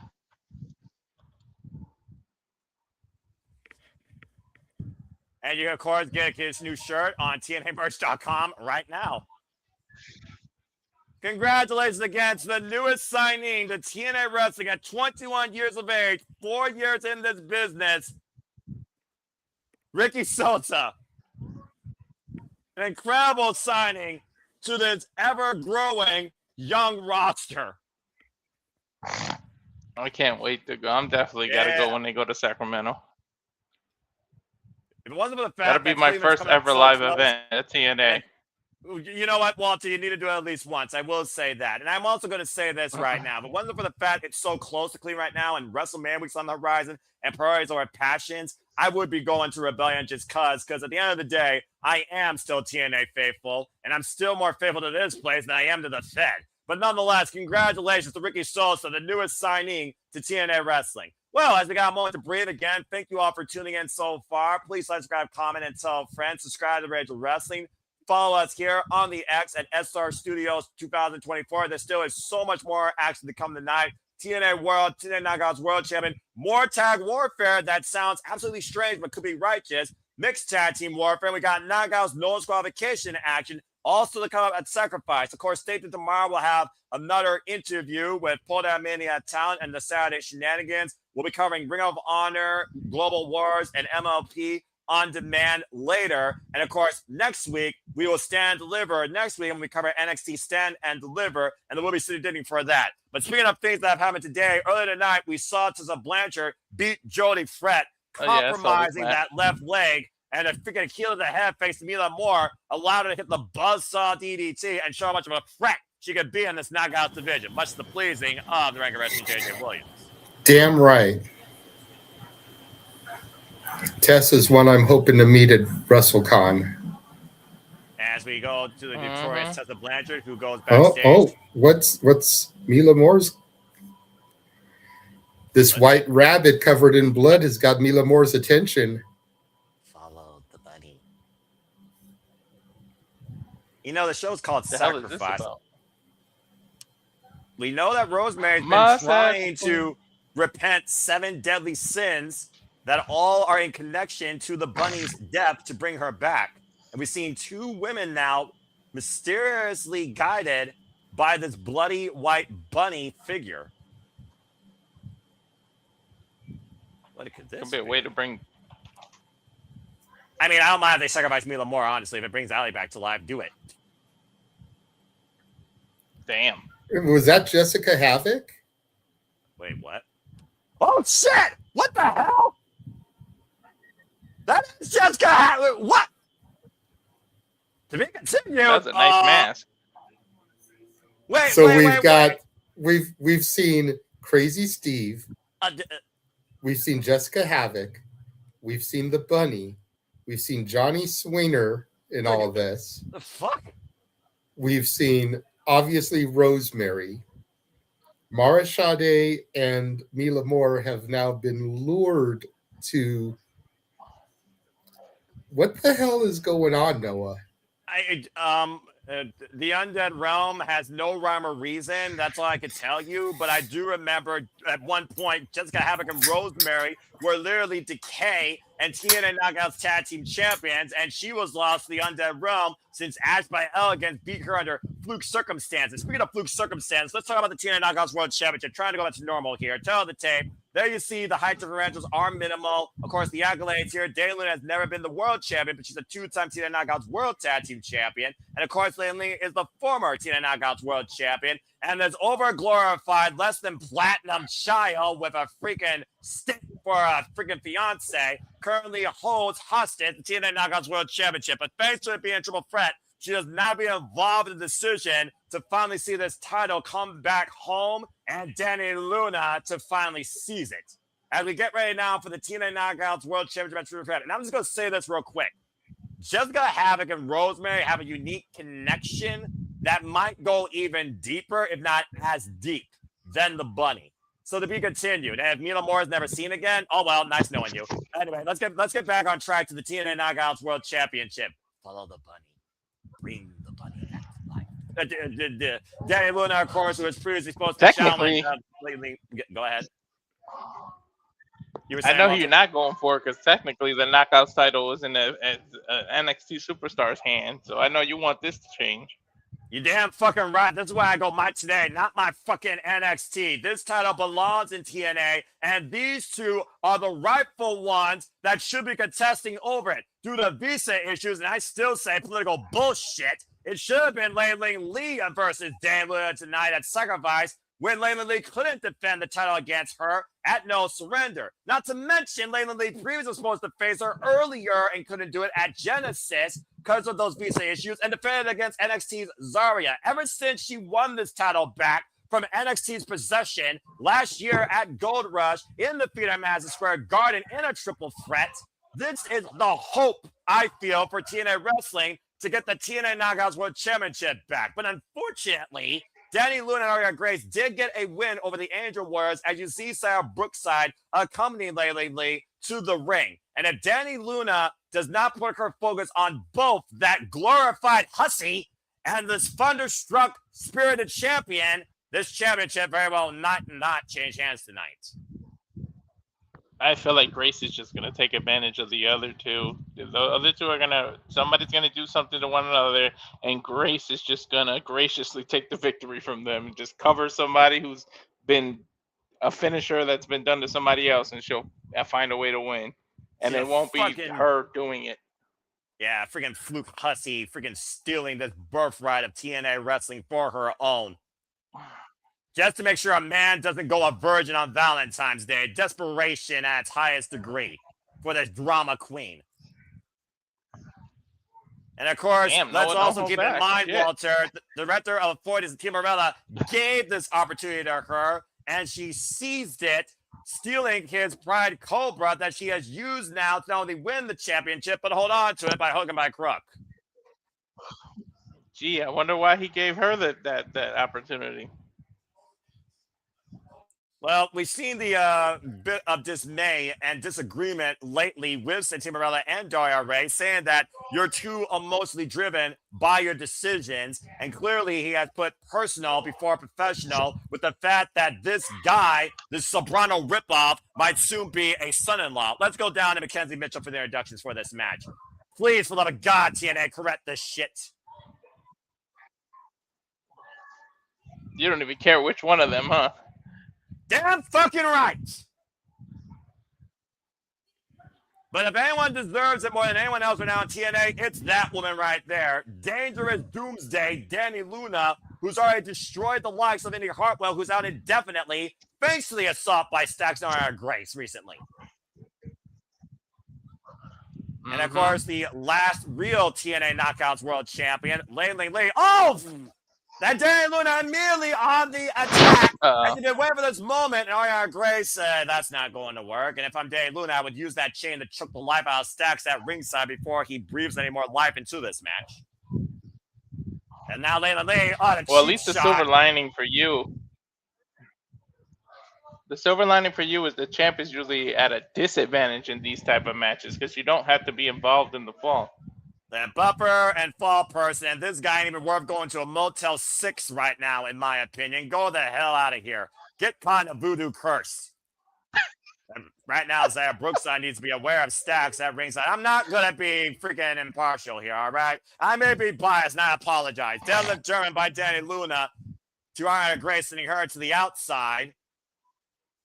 Dani Luna, again, as I said, has been on absolute warpath since separating her ties from Jody Fret and going into business herself. Nowhere goes Lei Ling Lee, now off the ropes, sweep of the legs by Lei Ling Lee. Signed from Singapore, of course, and I said That was former a nice TNA leg Knockouts sweep. World Champion with a background, of course, in karate. Follow drop kick to Dani Luna in the corner.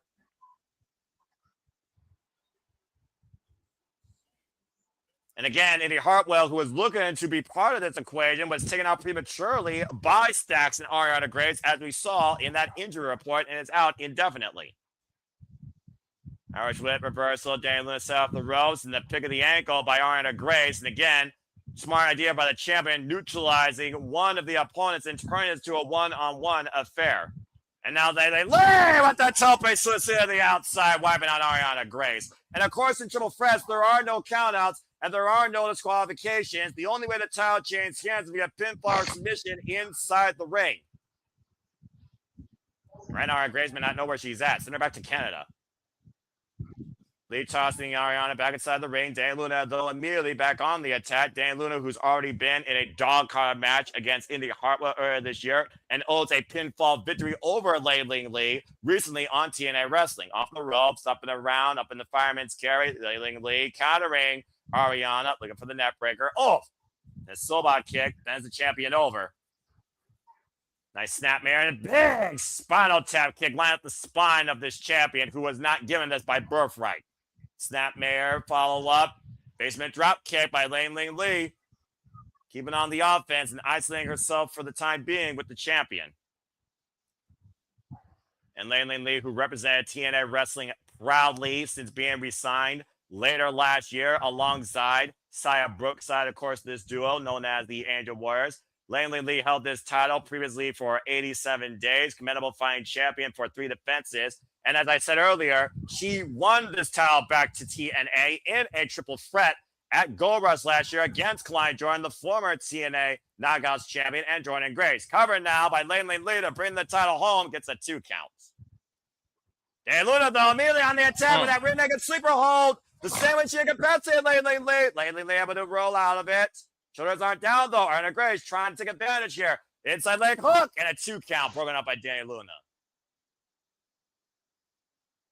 And these are the situations you got to be aware of, Walter, as you talk about in a triple threat. Anyone can come in at any time for the win. And you never know where that hit's coming from. And Dani Luna Exactly. with That's the minute on this one. Deadlift German. The powerhouse of Doomsday Luna. Today could literally be Doomsday for Arianna Grace's hopes of being the cornerstone of the knockouts here in TNA. It would be peace to my heart if that's the case. Now Dani Luna isolated with Lei Ling Lee inside the ring. Removing the champion for now, thanks to that German suplex. There you see Stacks, though, of course, scouting and scouting Arianna on the outside. I gotta imagine if Arianna Grace was the title, she probably friends her boyfriend with never getting married. Wouldn't that be a shame? Oh, and Stacks, God bless it! Dropping out the ropes, and Dani Luna sent to the outside of the low bridge. Now Arianna Grace taking advantage of the drop kick. Here's the cover. Lei kicks out at 2. And again, you can use the hashtag TNA Sacrifice to be part of the conversation. And of course, Arianna Grace taking advantage of any moment she can to hold on to her only recognition in this business that she stole. Cover, hook on the far leg, and a 2 count on Lei Ling Lee. Stacks had to get himself involved. This is one of the most despicable, disrespectful, But technically it's legal. Pathetic excuses for the TNA Knockouts World Champion in a long damn time. Net breaker on Lei Ling Lee. Here's the cover by Arianna Grace. Look at the far leg, and Dani Luna breaks it up.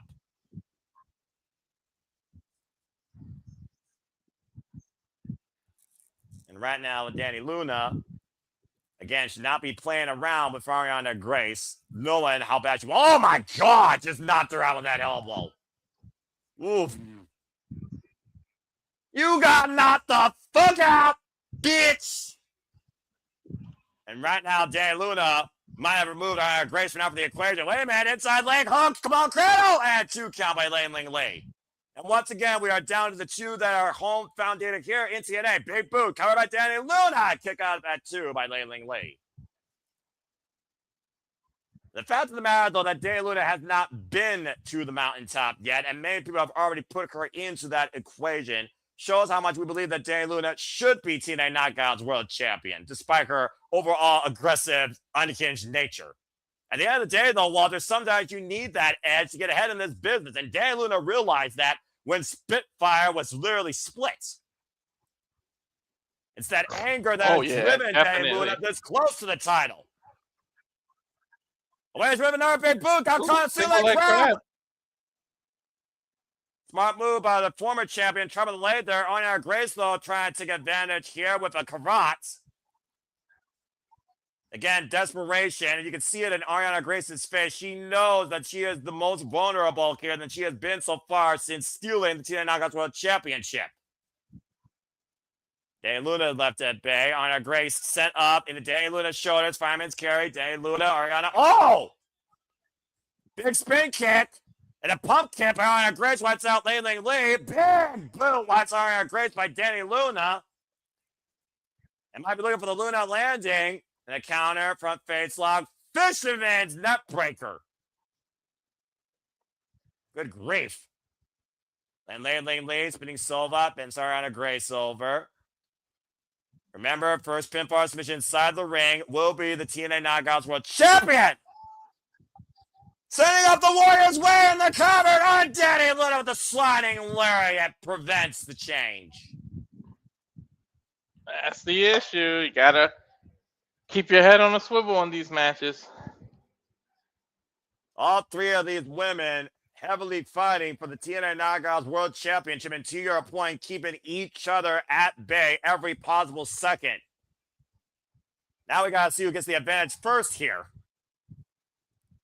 TNA Knockouts World Championship going all the way back to 2008, held by, of course, Gail Kim, and defined by the likes of Awesome Khan, Taylor Wilde, Brooke Tessmarker, Angelina Jolie, Rosemary back in 2017, Jordan Grace, she that will not be named, but I'll still name her, Masha Slammers, and of course, Hardcore Country, Mickie James, amongst so many others.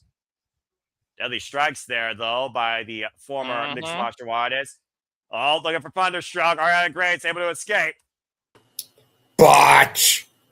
Not Angelina Jolie, Angelina Love. Yeah, my bad. I just realized that. That's why I get talking about movies with you. Find out more about movies. Did you say Angelina Jolie for real? I didn't even realize he did. He did. Come on, fuck it! Damn it! Yeah, he did, and you missed it, Walter. For like 10 minutes before we went on the air, we were having a conversation about Jim Carrey movies. Well, to be fair, that's far more Hollywood than Ryan Nemeth ever will be. Slingshot Blue Thunderbomb for the near fall, by the way. Apologies, folks. Sorry, not sorry, by the way, for my biased nature again. And Zara Brookside right now trying to keep Stacks at bay. Dani Luna, though, trying to separate those two for whatever reason. Again, the focus, though, needs to be on the TNA Knockouts World Champion. Big elbow again rocks Arianna Grace. Break her jaw in the process if you can. Luna sending Grace back inside the ring as Grace clutches her head. And a jawbreaker there by the champion. Ooh, man, nasty DDT. Cover to retain the title. Kick out at 2.5 by Dani Luna. Oof. Grace's eyes starting to bug out of her head, knowing how close she is to losing this championship and how we rectify this mistake that's happened. Now the 70th TNA Knockouts World Champion in this company's history. A blemish. And hopefully a fleeting note. All right, Grace going up to the top rope right now. Big right-hand shot by Dani Luna. Lee so far nowhere to be found for the moment. Oh, boy, this is dangerous. Arianna Grace, Dani Luna high above the ring. And Dani Luna might be looking for a gut-wrench superplex. Now changing position, this could be disaster and could spell doom for Arianna Grace. Steelz, though, trying to save his woman. And the sidekick by Elayna wipes Steelz out as Stats collapse. And Elayna from the superplex. Here we go. Could it be enough? Elayna to cover and Dani kick out at 2. Immediately going for the cover on Arianna Grace. Looking at the far leg. A kick out by Grace at 2. But just barely. Take a look.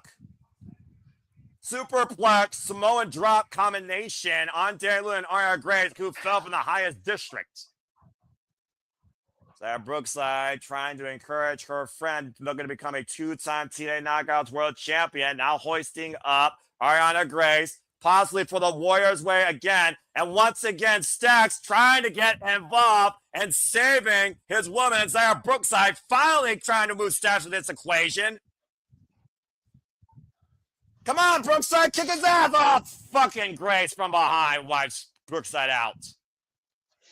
This match is really starting to come apart here as expected. Whoa, they with the cannonball, wiping out NXT. Nice. But again, you got to focus on pinning somebody inside. So bring her inside already. Or don't, and focus on Dani. Just get the towel off her fucking shoulders. And right now, Elayna staring across the ring from Dani, the original 2 that have been at this vendetta.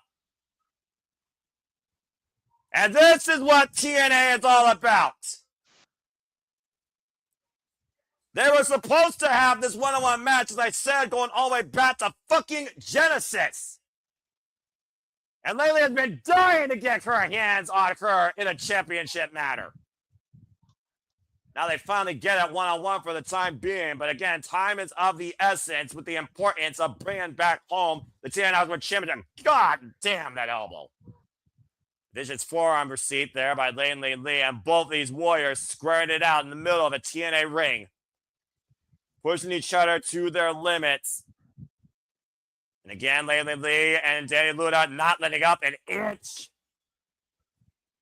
All in the name of the TNA Knockouts World Championship to be the knockout. Kick to the hamstring by Elayna. Spinning Soulbot. Bends Dani over for the moment. Went for the high kick, with Elayna able to execute. Weights lock applied, looking for the Elayna rope. Elayna able to hold on, though. And Dani catching Elayna in the body hold. Able to escape. Oh! And a big spin kick rocks Dani. So much been taken out of all 3 of these women, though, Walter. Again, as much as I've been taken out almost. Critical moment, here. Looking to hoist her up again. Right up on the shoulders, looking for the Warriors. Wait! Counter her. 1, 2, and Steelz picks her off. No, not like this. You fucking kidding? Grace from the front. God fucking damn it! Arianna Grace is still TNA Knockouts World Champion. Fucking parasites. I told you she was just gonna take advantage of something. Piece of shit. Oh, wait a minute. Carlos Silva, hey, man. Of course. Someone get that disrespectful piece of trash out of fucking TNA. Once again, this company is under a stranglehold by an ungrateful, disrespectful leech of development that feels like a prima donna, unraised proper, platinum queen. I know you don't like it, but I mean, there's no rules in the triple threat, so really they didn't do anything wrong. Well, either way, this tragedy and injustice continues. Take a look back at how this all happened, Walter. The Warriors' way on Dani as Elayna was able to put her down.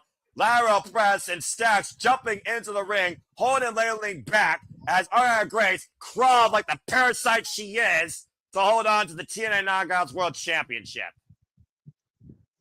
Exactly what I told you was going to happen. She was going to take advantage of somebody else's finisher. Commendable battle by Elayna and Dani as NXT still holds the gold in TNA, and Arianna Grace and Steelz, who soon will be in divorce court, hopefully sooner rather than later, still holds on to the TNA Knockouts World Championship. Maybe somebody from TNA can get it back on an NXT PLE. Well, what? Okay, fuck those two. I don't give a fuck about anyone else. What's this? The rabbit.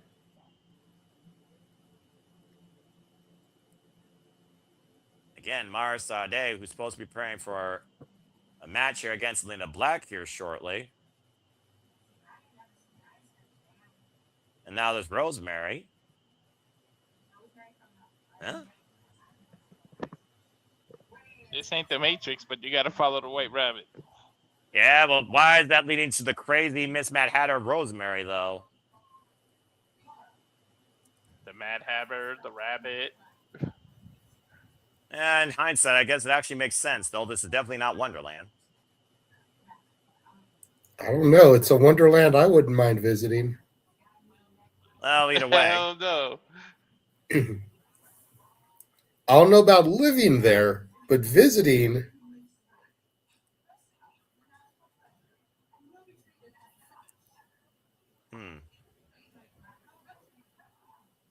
Wrestle House? Oh, God, no. Don't bring that back. No. No, no, no, no, no, no, no, no, no, no. What? The hell was that? Little like pixie dust that flew across the screen there. Mm-hmm.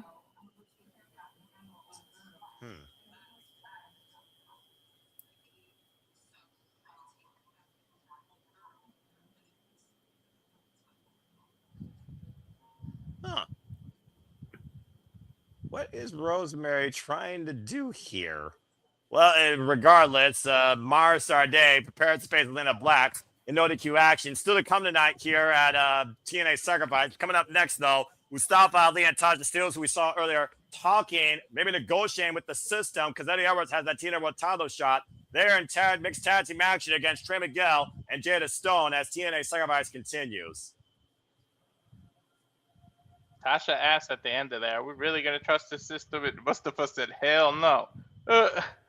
Well, at this point, collusion is the greatest conspiracy right now when it comes to this faction warfare between the system and the freaking Order 4, for all we know, that might be working together tonight for a common cause. Either way, here comes Mustafa Ali. For Ali, do you still trust? We get ready for this mixed tag team match.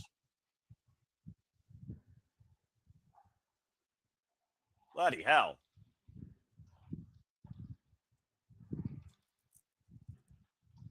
Anyway. Sorry, not sorry for my recent biased nature earlier. I stand what I stand by. Fuck that NXT.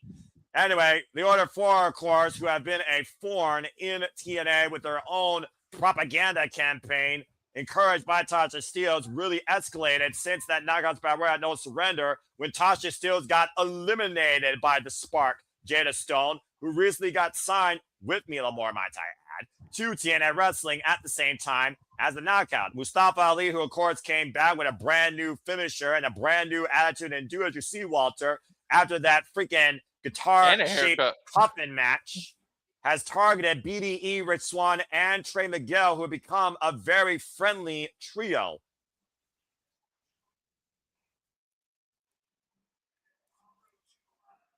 It almost looks like, if you notice right now, Agent Zero is not with the Order 4. It almost feels like the system maybe was negotiating if Agent Zero could work with them for tonight. As Edwards claims he's going to get that title shot sooner rather than later. Jada Stone. Well, we all know how politics go, dude. I'm just saying. Mm-hmm. Jada Stone, who gave one of the most beautiful picture-perfect Hurricane Ranas I've ever seen in a long damn time to Mustafa Ali just this past Thursday on Impact Wrestling. Teaming up tonight with the current TNA International Champion, representing the 419, Trey Miguel, who, of course, won that title back in his return to TNA Wrestling at No Surrender. Former multiple-time X Division champion, of course, and former TNA Tag Team champion.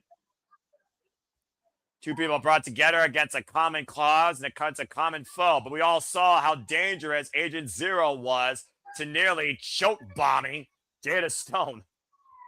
For those that don't know, Jada Stone Yep. is also, when I talk about the youth of this business, only 4 years involved in this business. She is called the Spark. She's been heavily involved, as I said, only on the independents, but you may have remembered her from Reality of Wrestling when she was involved in a match against Alejandra the Lion and Haley J in the Battle of the Veil ladder. She's only been involved in TNA Wrestling, though, folks, as far as signed here to TNA Wrestling, since literally late last year in December. Taking on the Just when I finished getting used to Trey being a single star because the rest of the Rascals are in AEW, they put him in a mixed tag match. Well, I mean, again, they both have a common enemy against the system. I think Mustafa Ali assaulted Rich Swann and BDE, and Trey Miguel came to their aid. Mustafa Ali and the Great Hands took advantage.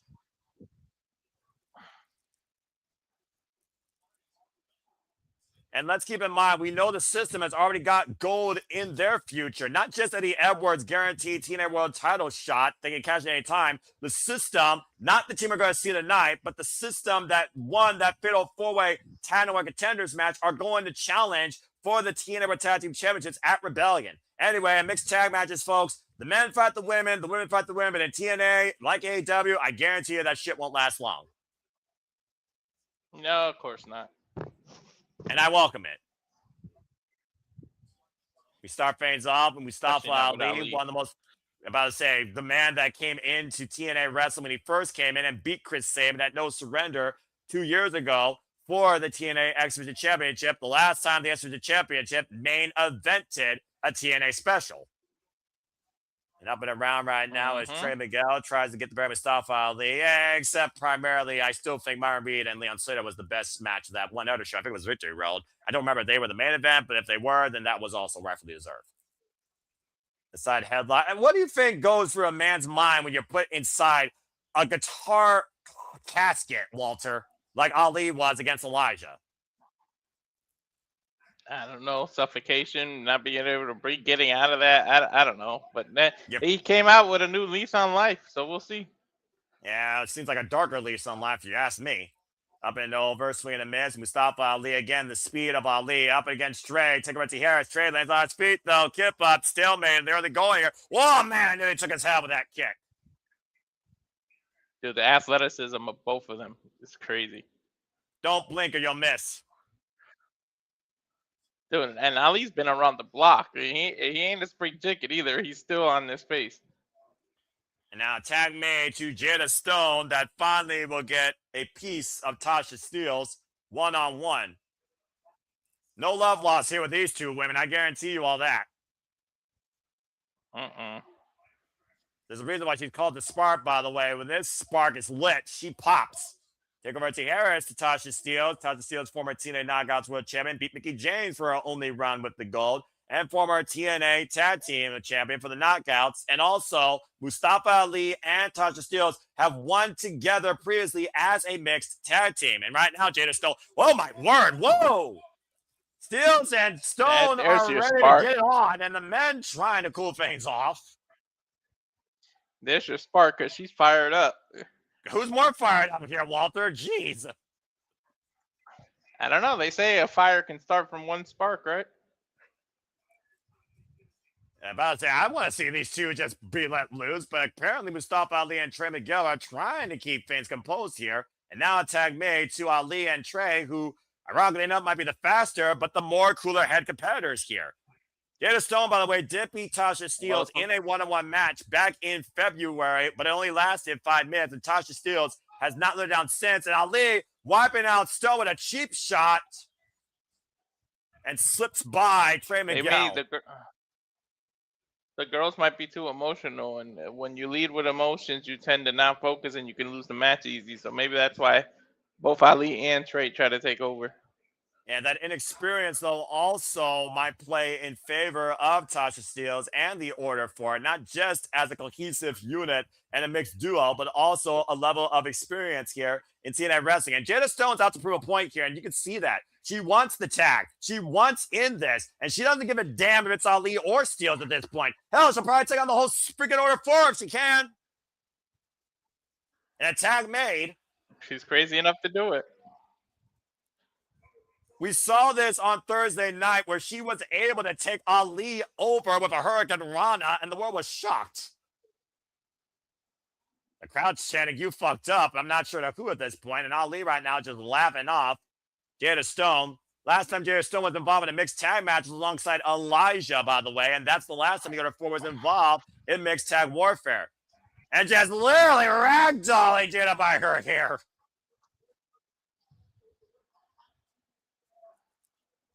And by the way, Ali delivered that Highwayman's Ferrell pile driver to Jada Stone. So again, there's a lot of bad blood there too.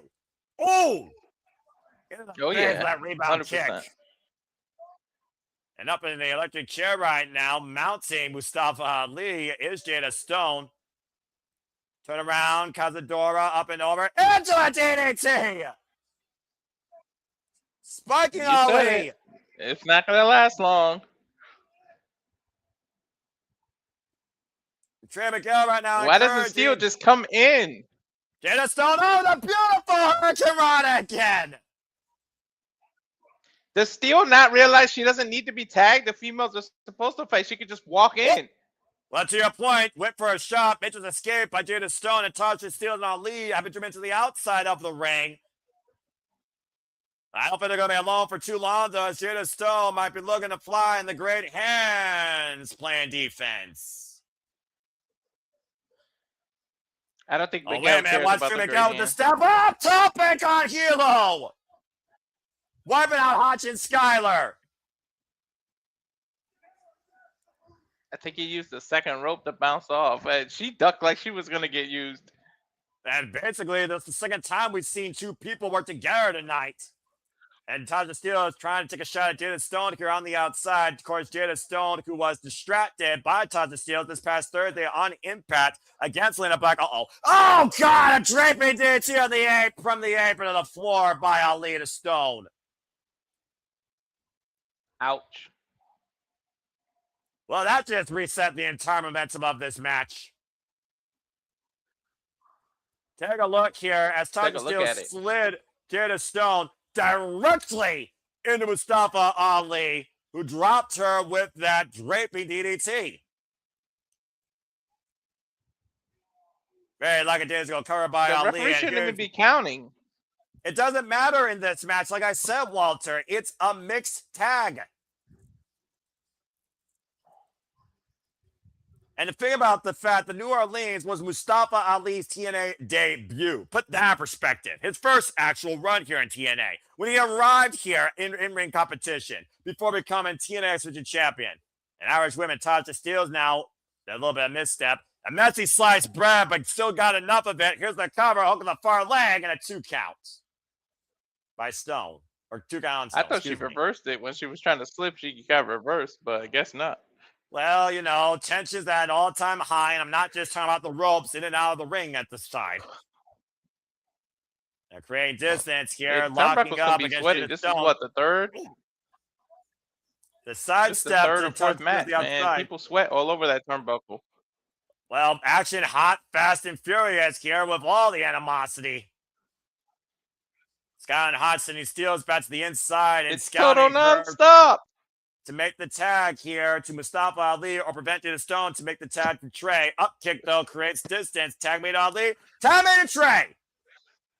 It's Ali to meet Trey Miguel once again. Oh, beautiful kick there as Trey Miguel goes up to the top rope. Big missile drop kick turns Ali up and over. Again, Miguel won the title, as I said, folks, at the Pinnacle in Nashville at No Surrender when he returned home to TNA Wrestling. And up in the corner. And look at the strength. Oh! Face first goes Ali with the twisting DDT. Now Tashs Steelz. It's like a crossroads. With a paintbrush to Trey Miguel. And I'm not talking about with a spray paint can. Trying to live the TNA National Champion. And Trey catching Tashs Steelz. A big shit. Backbreaker over the knee. Ali, though, sides up. Oh! And wipes out Jada Stone with that running kick. Ali connected with Jada Stone. By the way, Noah, look how many. He was looking for Miguel. Oh, man. Look how many viewers we got, Noah. Face first in the second turnbuckle, goes on lead full throttle after Trey Miguel went sidestep. And thank you to all, what is it? Again, I got to look at the monitor. 123 of you. If this is your first time, we do this for all the biggest shows, especially the PLEs for WWE, NXT, TNA, AEW, ROH cover, looking for our leg, back press, the count. HOG, GCW, and Underground Promotions Level Studios for all fans wrestling. Look at the sidestep, by the way, and bam!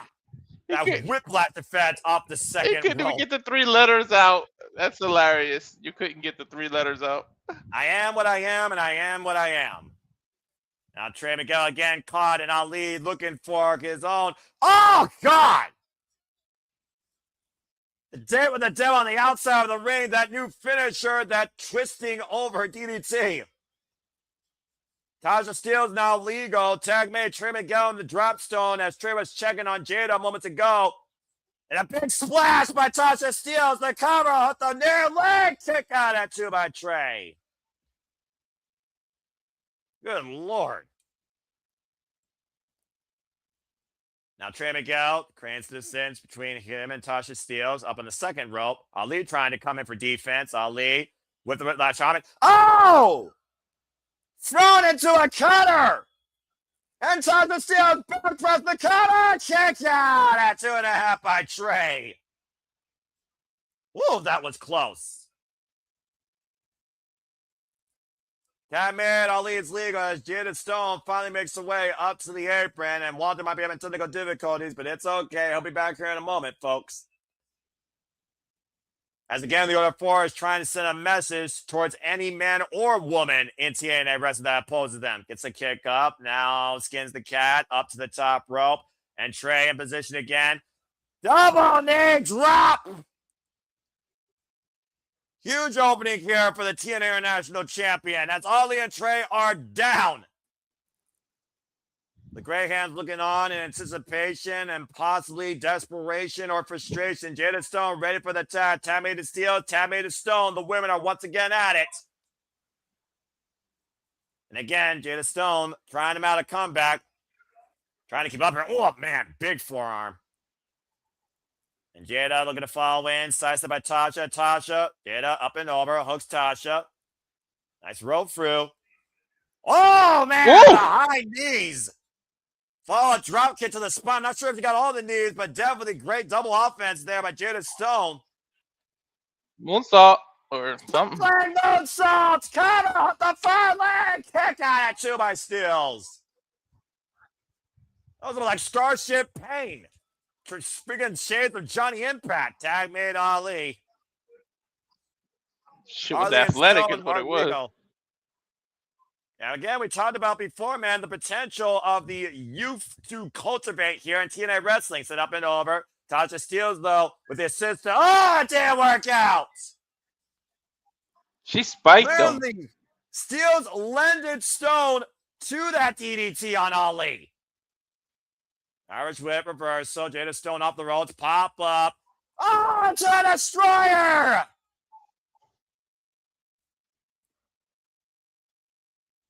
Good Lord, Stone! Jada Stone's on a roll, and I like what this woman's bringing. And up to the top rope again. So they fearless with the moonsault, wiping out the Order 4. This is Jada Stone's coming out party for sure here in TNA wrestling. What a showcase. Oh, look at Ali, though. Able to beat Jada Stone on the uprise. And right now, Ali looking for a desperate play. What the hell is about to happen here? Oh, dear God. Oh, no. Oh, no. No, not this. Not from the top rope. Not like this. Ali, what the hell? Oh, the Frankensteiner! Hurricanrana takeover by Jada Stone of the attempted crucifix bomb. And the Grey Hands coming in. Trey Miguel taking out Hodge and Skyler. Coach Kissy Moonsault coming to kick it 2 attempts. How the fuck did Ollie survive that? Are you freaking kidding me? This sold-out crowd is on their feet for the first time tonight in what Jada Stone is presenting. Trey in absolute disbelief. And the crowd chants, "This is awesome," for the first time. And now, wait a minute, Tashs Steelz with Trey Miguel's TNA International Championship Great Hands taking Trey down. The Great Hands, what the hell are they doing? What? That's a zip tie. The Great Hands are literally arresting Trey Miguel where he can't help Jada Stone, bracing him to the bottom rope, and the referee has no idea. This is absolutely insane. And Miguel is literally handcuffed to the bottom rope via zip tie. Jada Stone's on her own. And Ali is still legal. There's nowhere to go, there's nowhere to run, and there's no one to aid her. Now hoisted. God! Dance with the devil! Cover! 2! Uh-oh, come on, you despicable. Looking Trey dead in the eyes. Could have gone for the win, but lifts Jada Stone's head. Could have held it right there. All right, enough insult to injury. That's a woman, damn it. What are you fucking proving? Ali is hell-bent on destroying Jada Stone, and the referee is trying to free Trey Miguel before this onslaught. Someone fucking stop this! You rat bastard! Pathetic splash! For the love of God, count the fucking tree, you despicable propaganda politician bitch! Order 4 wins.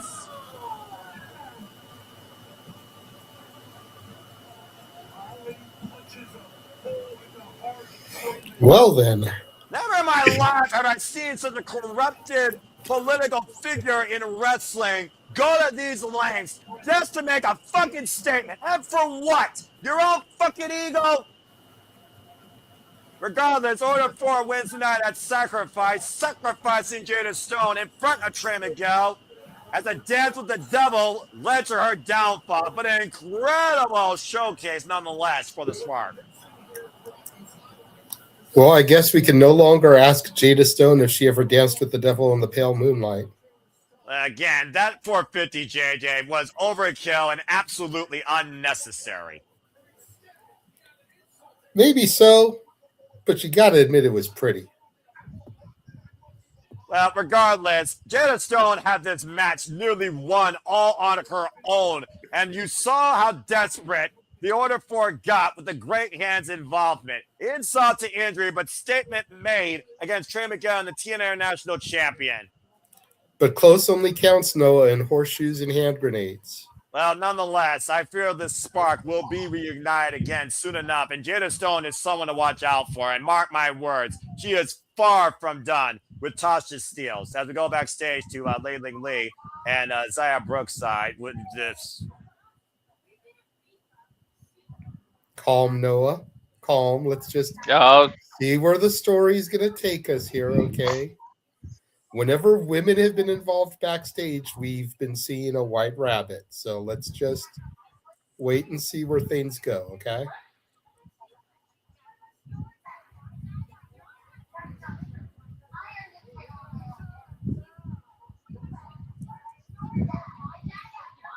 And Santana Morella coming backstage to break up this.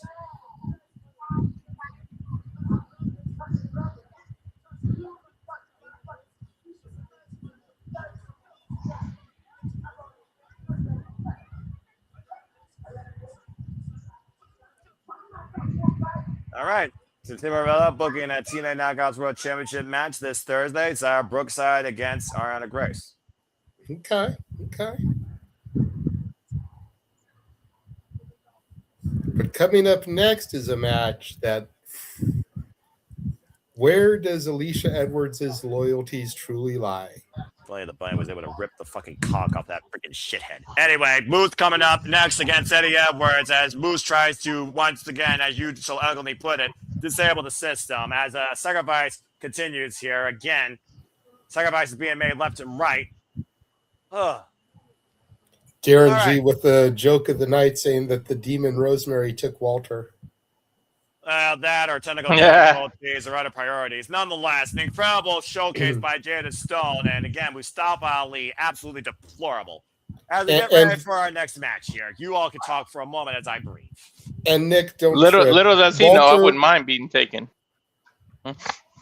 Don't worry, Nick. Walter's been having technical difficulties. I'm in the green room and can pop in where we are, and there's always the reliable Noah. Mm-hmm. Yeah.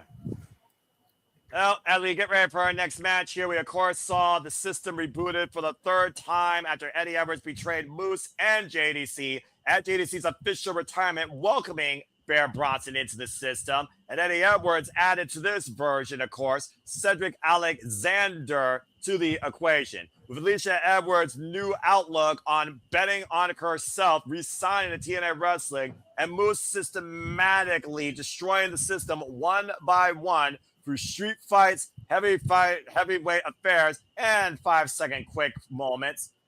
And literally the Atlanta Falcons running back defense line. All that stands now is the source of the system, the code himself, Eddie Edwards, for Moose to be free from this previous equation. It's Moose and Eddie Edwards, one on one. I'm a little afraid that Moose is letting his guard down and she's going to show the alignment to her husband.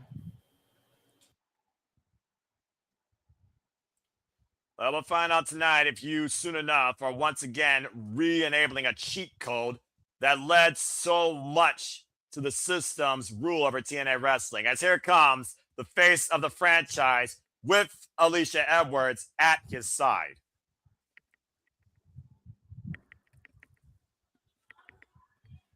And Moose, as I said, former TNA World Champion. When TNA was brought back to life, he took the title from Alex Shelley back at Hard to Kill and had a historical run until he lost in a six-pack challenge at Summerversary to who finally became TNA World Champion for the first time ever, Joe Hendry. He went on later to become the X Division Champion and make sure that title was held in a higher regard than the TNA World Championship itself. Moose is a Grand Slam champion here in TNA Wrestling and has been a face of TNA since leaving football for professional wrestling back in 2017 when he showed up in the six-sided ring. We saw him, of course, beat Alexander in an Atlantic street fight. He beat Byron Myers one-on-one in record time, and he recently beat Bear Bronson this past Thursday on Impact.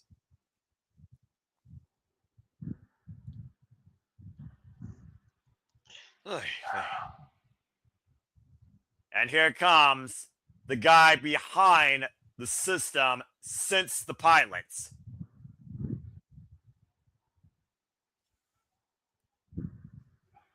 Oh, boy. And, of course, we know, Walter, Eddie Edwards literally has a guaranteed shot at the TNA World Championship thanks to that Feast or Fire briefcase, and he was trying to negotiate with the Order 4 is Special Agent Zero, who is no stranger to Moose, damn near concussed the man, by the way, in the first ever encounter, as an insurance policy. Yeah, no stranger at all. Gonna see. And it looks like Alicia Edwards is going to leave. This Moose brings a whole. Go ahead, Walter. It brings a whole new meaning to like tearing a system from within. He was in it. Now he's out of it. Moose, I'm speaking of.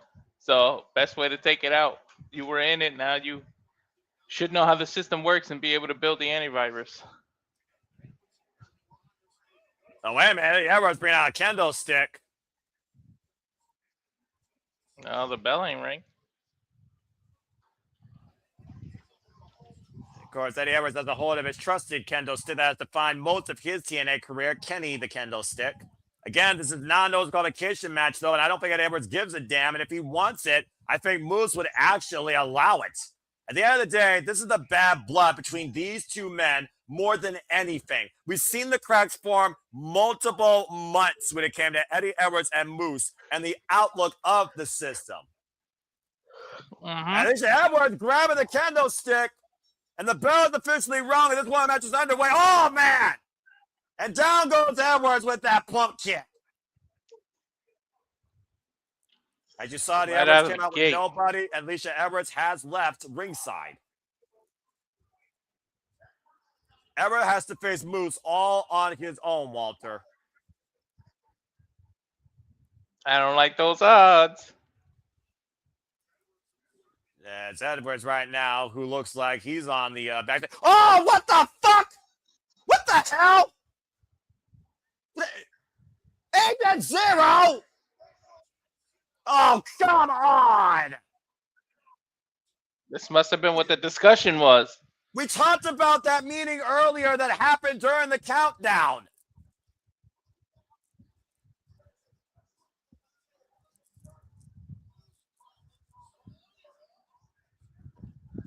And literally, like you said, Walter, the fix was in from the get-go.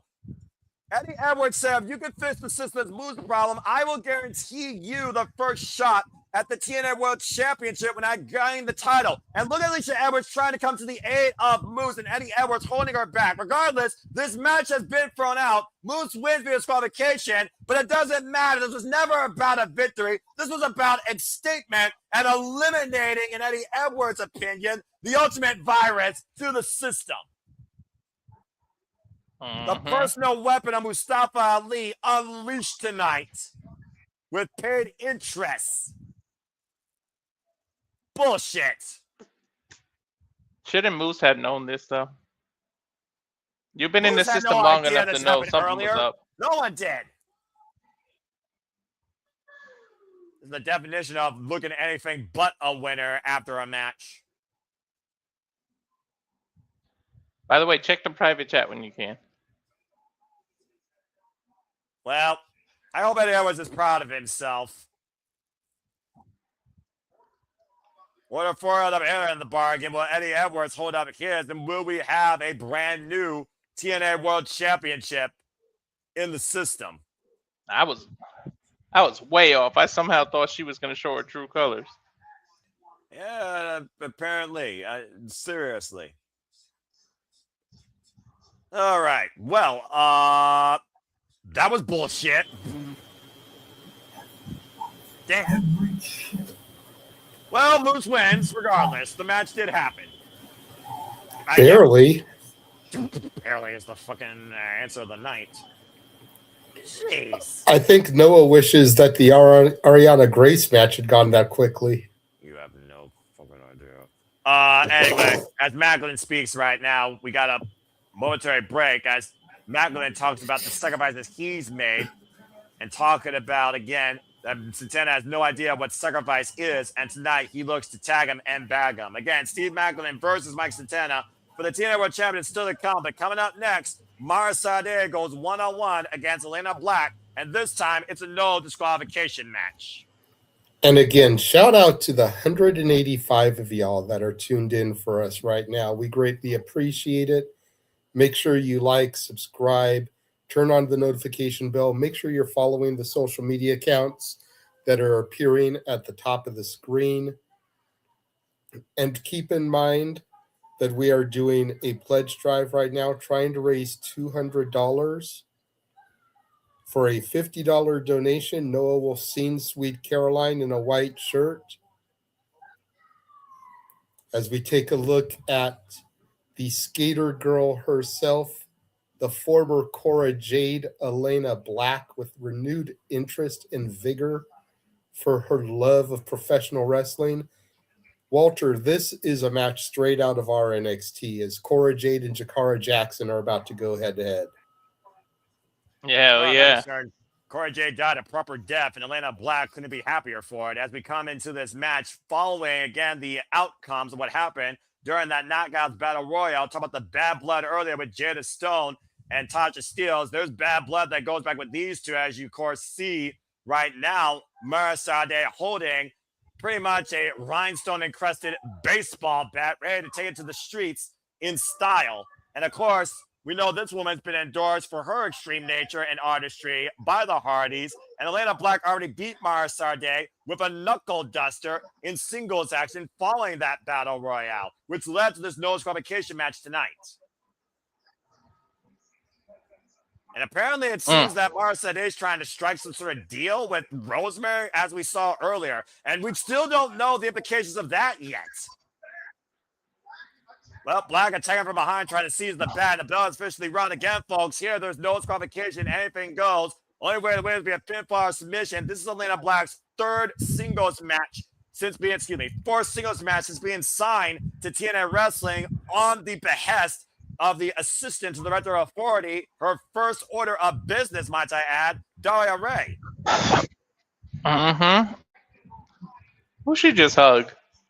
Probably her mother, I had to guess. Big right hand by Elayna Black. And we know Elayna Black can take it to the extreme. If you follow this woman on Independence like I have before NXT turned her into almost a freaking wreck. As she spoke verbatim about with Denise Salcedo of how much your dream could really be a nightmare. And of course, we've also seen Mara Sade take no shit from anybody. Let's not forget the war she had with Ryan Nemeth. Every chance she got, she super kicked the spray paint tan off his fucking face. As both of these women are trying to rise to the top of this very competitive, young, hungry, still very developmental, in my opinion, TNA Knockouts division. And the chaotic scene we've seen all night here with these women. You saw what happened. It's got a lot to go to get to the former. Right. I mean, look, you think about Layling Lee and Danny Luna and the level of experience they offer, and then you saw the potential you got in Jada Stone. You saw the rage, fury, hatred with freaking Tashs Steelz. Now a kendo stick in hand. Oh, man. And a kendo stick to the ribs of Mara Sade. Now Elayna Black with a weapon in hand. Again, it's all perfectly legal. Everything legal. Zone. And this is the comfort zone of Elayna Black. If you followed her works before NXT, turn her into a PG wreck. Again, kendo stick to the spine. Elayna Black, who shared the reign with the likes of Blair Onyx, the current WWE ID Women's Champion now, of course. Laney Luck was involved previously all over the independents and even involved in AEW during the dark period. And a step-up drop kick, stopping Elayna Black down her tracks. He sees the stop sign. Good grief. The stop sign literally was to stop Elayna Black in her tracks, I guess. And wait a minute. Elayna Black just crawled underneath the ring. What the fuck's she doing? Where'd she go? All right. Elayna Black just vanished. How do you manage to thin air, Walter? I wonder if there's a rat. Maybe there's a rabbit down there. Well, I mean, Myers today checking all four sides. Professor, I think, oh, a fire extinguisher to the midsection. Oh, man, trying to extinguish Morrison's chances. Elayna Black doing some dark trickery here tonight at TNA Sacrifice. And again, it's all legal. Elayna Black says she runs this shit. She's been saying that since she came into TNA. And right now, this is where Elayna Black the referee can do but count to three. Well, you're absolutely right. There's no countouts. Face first in the steel ring steps. And you know Elayna Black's going to take her time here. She's going to be here. She's going to try. She's here to make a statement. Let's just call it what it is, all right? Face first in the apron was Mara Sade. Mara Sade, of course, who's only been involved in wrestling now, folks, for 3 years. You might remember her as the former Jakara Jackson.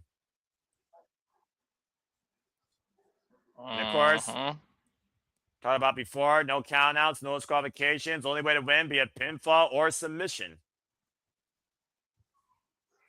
We saw a personal that got when these two jaw-jacked each other after the outcome of that Knockouts Battle Royale on TNA Impact after No Surrender. Now it's Steelz sharing the hand of Elayna Black. And looking to Wally! Yep. Mara Sade's back. Equalizer. It's also one of those things, though, you talk about that fucking NXT, and I will never call it anything but that. You're right. There's a similarity with these two. And these two are trying to separate each other, not only from that brand and that identity, but from each other. And I don't think you go further than cover hook of the far leg back press, then kicking each other's ass in a no disqualification match here in TNA Wrestling. Right. Hashtag TNA Sacrifice now trending worldwide on social media. Again, folks, you all can be part of the conversation using hashtag TNA Sacrifice. And again, if you are, thank you for supporting TNA Wrestling and also us here at the Simple Studios. Please like, subscribe, comment, and tell a friend. Oh, man. A double stomp right to the lower back of Sade. Shoots the half, brings it towards center. Hook on the far leg. Gets a 1 count on that cover.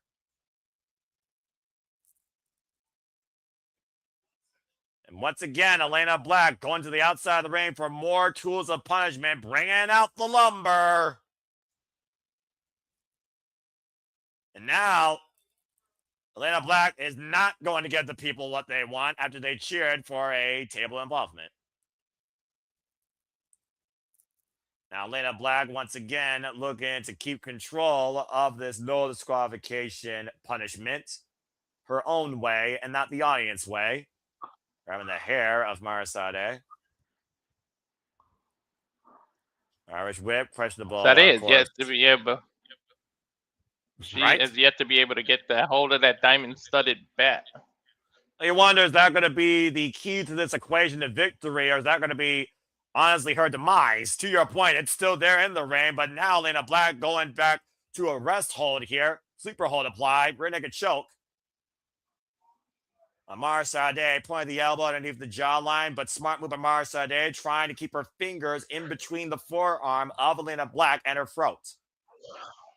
Trying to literally squeeze the life out of Sade's body as Sade grasps that baseball bat and finally gets Sade in the arm with it. Again, all those studded spots on that bat to the exposed area of Elayna Black. Ooh. She hitting anything, the thigh, the stomach. What an oxymoron. A stylish weapon. Ooh. Right? Down goes Elayna Black with almost modified sling blade or hair whip. Trying to breathe new life here to this match. Of course, both these women trying to breathe new life in their young TNA careers in pursuit of the TNA Knockouts World Championship. Just throwing herself in the corner with the forearm. Momentum shift might be on the horizon. Chair the midsection right now. And Sade in the driver's seat, looking to give Elayna Black her own seat. What can Mara be thinking here? Going off the second row. Good grief. Into the chair with the cross body. The cover. Hook on the far leg and a 2 count. Well, it certainly was anything Pretty but strong pretty, chair. but it was definitely effective. It's a good rally so far, though, Walter. Just call it what it is right now. It's a rally. Blocks the kick. Yeah. Oh! Izaguri by Elayna Black. Elayna Black, who was trained by Mandy Sachs on her way to coming back to wrestling. And taken down hard.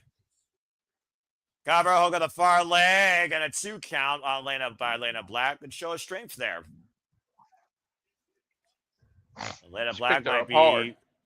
Yeah, Elayna Black might literally be at her wit's end right now with Sade and the fact that she still is involved in this match. And what the hell? Oh my God. Oh, no. What's in the bag? Remember what I said about Elayna Black versus what NXT PG turned her into? Yeah, you're about to see what Elayna Black is truly about. Thumbtacks! Hundreds of nasty little acupuncture. Someone's about to become a human pincushion. And Sade's Now the double underhook. exposed because her shirt is only half a shirt. Yeah, exactly. Wait a minute. The back body drop. And Elayna Black caught some of the tacks. Did not get out scot-free. Nasty landing there. And again, a victim of her own sins or her own weaponry. Now Sade hoisting Elayna Black. And power slam back first into the tacks. I have never wanted to be thumbtacks more in my life. You know, there might be a proverbial pleasure in deep in Elayna Black at the fact that she's back in tacks. I'm just saying. And right now, Sade going up to the top rope. Again, channeling her into her Hardy with a beautiful moonsault. Cut off the third leg. And Sade with the win. I got that one wrong. I picked Black. Sade shutting Elayna Black up. They definitely are not the same, but Sade was the better knockout tonight in this no disqualification affair, pinning in more ways than one Elayna Black tonight at Sacrifice. You know who did pick Sade? This guy. Beautiful, picture-perfect moonsault finish for the win by Mara Sade. Sending Elayna Black her first loss tonight at Sacrifice. Pretty good risk taken by both women here in this match, but clearly Mara Sade was the greater risk taker, and it worked in her favor. Well done, Mara. Black, she did it to herself. She's the one who introduced the thumbtacks. Well, to be fair, she also introduced this match in happening after knocking out Mara Sade with a knuckle duster in their only ever singles encounter. Payback's a bitch, and apparently it involves tax and the moonsault. As we got another break here for a moment. And the unwritten rule of weaponry, he or she who introduces it usually takes it. And you couldn't be more right there. Well, again, folks, if you're tuning in for the first time, current, you see all the banners going across the screens. We are the Super Lava Studios. You can find us at SR Studios 24 on the X for all your continued coverage, updates, interviews, and engagements for all things wrestling and entertainment. It's been a wild night here tonight. We only have 2 matches left. As you see Steve Maclin preparing to show us he has sacrificed more for this chance and for the right to be called TNA World Champion again versus Mike Santana's story of self-redemption. And we also know the fix might be in thanks to Eddie Edwards and the system and the Order Force negotiation. Again, still to come tonight, Mike Santana defending the TNA World Championship on his own behest, wanting to kick Steve Maclin's ass, getting the man reinstated just so he could do it with the TNA World Championship on the line as interest. I do have 2 things that I want to bring up. Go for it. One is an announcement from the Reign of Honor show tonight. Not a spoiler, but an announcement. Excuse me. Go for it. Let's see what you got here. What? And you guys know we are honorable in telling you that we will be covering that here at the Super Studio. So please stay tuned as Ring of Honor, Supercar of Honor joins the Super Lava Studios non-stop watch-along schedule for 2026, Friday, May 15th. Stay tuned. Yes! That makes me very happy. Thank you. I needed that upbeat. And then the other one is a match graphic for a show that Walter and I weren't going to go to in Vegas. But I think now that this match has been announced, we might go to this show as we have nothing else booked at the time. Walter, how do you feel about going to this show ahead of Bloodsport now? Oh, shit. I wouldn't mind. The reaction was priceless. Wow. Wow. That's going to be a banger. I'm about to say, Walter, you're in stunned disbelief. I think we just added another show to our Friday card. And again, folks, you're going to get a whole lot of watch-alongs during WrestleMania week as, of course, we prepare for the inevitable that's ahead in April, where every wrestling company under the sun will gather in the City of Sin, bringing you the passion, the coverage, the outlook for all things professional wrestling. And, of course, and I don't digress in that. My outlook on the business, not let up, as I will have 5 sleepy dinnings alone in April for those shows as you see them. So stay tuned when I moderate sleepy dinnings for NXT Stand and Deliver, AEW Dynasty, TNA Rebellion, and both nights of WrestleMania, all consecutively throughout April. Stay tuned for further details on that and so much more here at the Super Reliable Studios. We get ready now for our semi-main event. It's not righteous. It damn sure is strange, but this could lead to the system momentum ahead of their match for the TNA World Tag Team Championships at Rebellion. With Matt Hardy taken out in the stairwell by the system, Vincent has stepped up to the plate as the righteous believes them and the Hardys are better together. It's Jeff Hardy and Vincent versus Brian Myers and Cedric of the system up next, and that's our semi-main event. Kind of bummed the righteous music isn't loaded into here.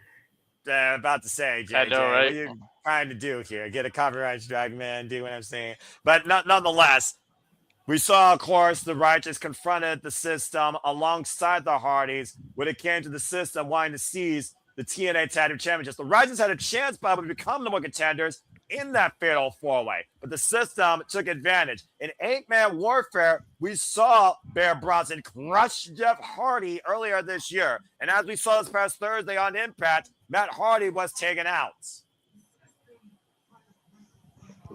I'm not sure I 100% trust the Righteousness if they don't have a hidden agenda here. If I was the Hardys, I wouldn't let my guard down. Well, how many people have been lobbying, Jesse Ventura conspiracy theory aside, for the Righteous versus the Hardys in the Hardy compound? Ever since we saw the Righteous take the Hardys on for the TNA Tag Team Championships, and literally freaking Dutch went, "We want this," and the Hardys just getting what they wanted, pain, and they got victory from it. We've seen the Righteous and the Hardys coexist, so much so we saw this crazy foursome at freaking No Surrender work cohesively and nearly get the victory.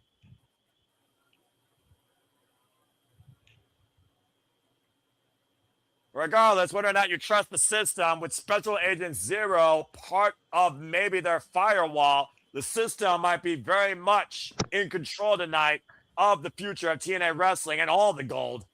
Really, JJ? Really? Folks, yeah, this is a thing. I'm just gonna continue. I'm gonna look at the monitor and continue to do my job. JJ, do your job like singing Sweet Caroline if we get a $50 donation. Get that donation in now, people. I promise you, what you're donating towards is well worth it. No, it's not, because the Superman only wears suits. The Superman doesn't sing. The Superman does commentary. That being said, the Superman will also tell you this. The system, who's been running roughshod since version 1.0, now version 3.0, are looking to regain the TNA tag gold. For the longest time, Brian Myers and Eddie Edwards held the gold for the system, and it was at the expense of the Hardys and, of course, the former ABC. The Righteous are coming. Oh. Well.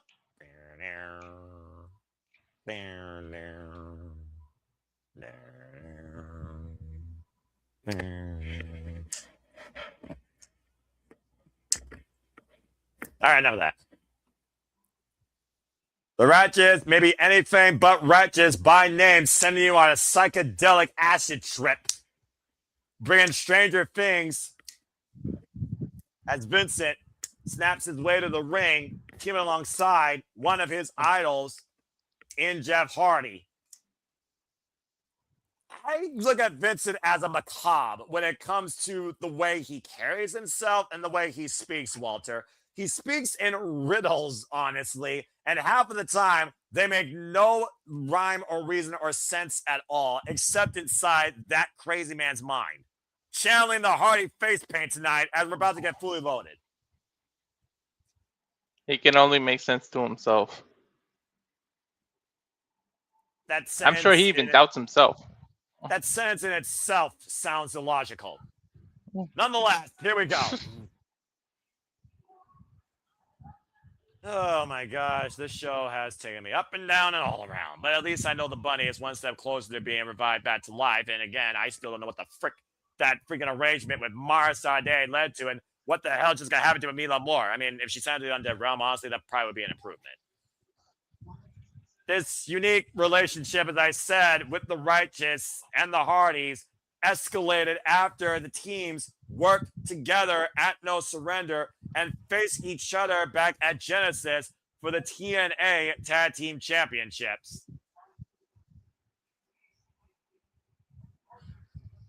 I would have never thought about Hardys and this working together.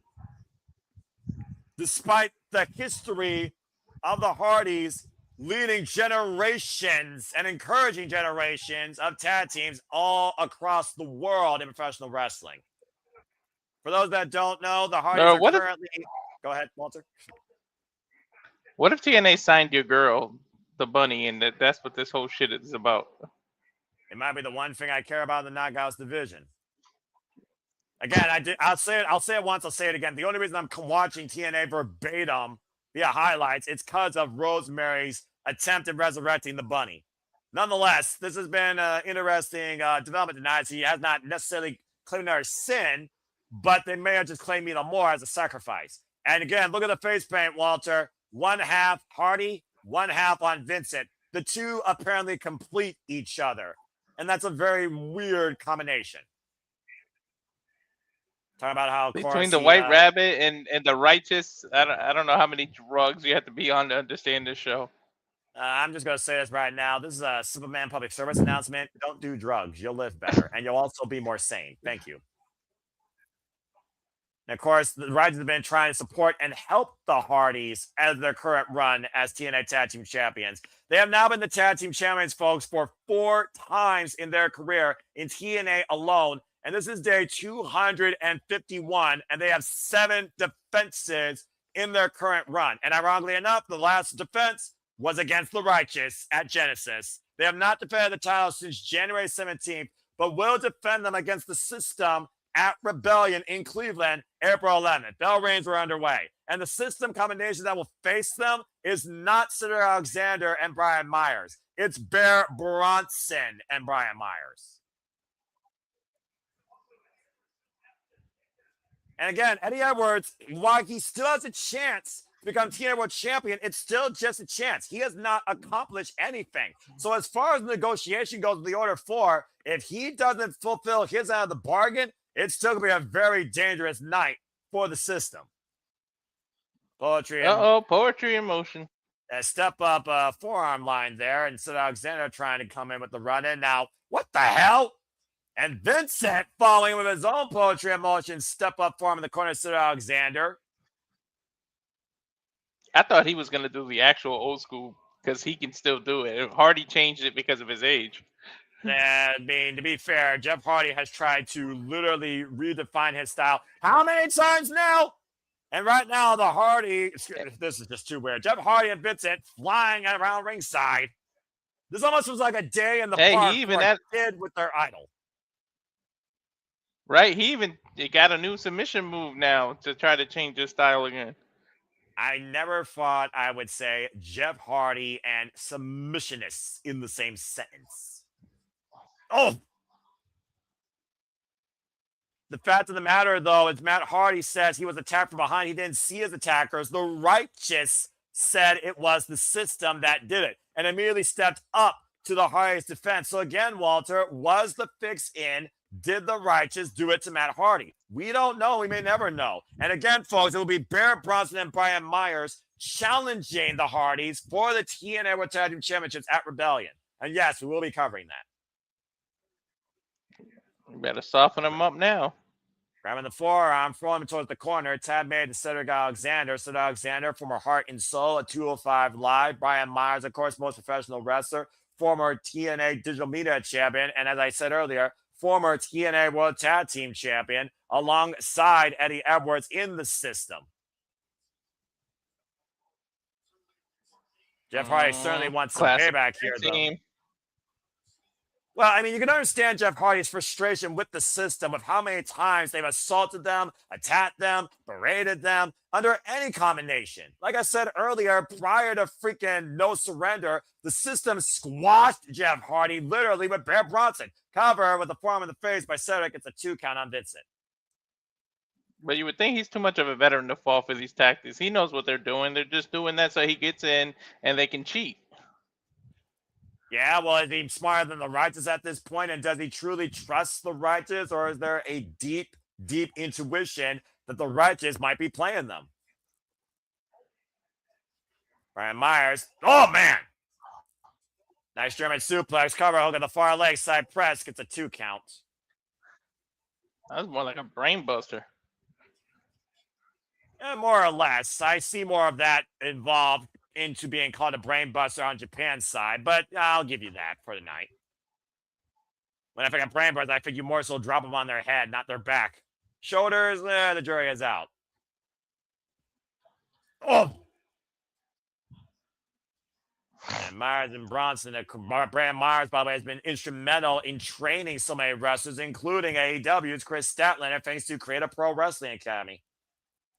Now, Cedric Alexander and Brian Myers, we're getting great cohesion here. Again, as I said, the System are previous 3-time TNA World Tag Team Champions. And each of those times, Brian Myers was either with Eddie Edwards or his only inaugural run, Trevor Lee. For those that don't know, that's Grimes. But seriously, it's Trevor. All right, reversal. Vincent from the corner. So Alexander with the running forearm. And drop kick. Back in the head. Cover. Look at the far leg. And looking at Jeff the entire time. Get the 2 count.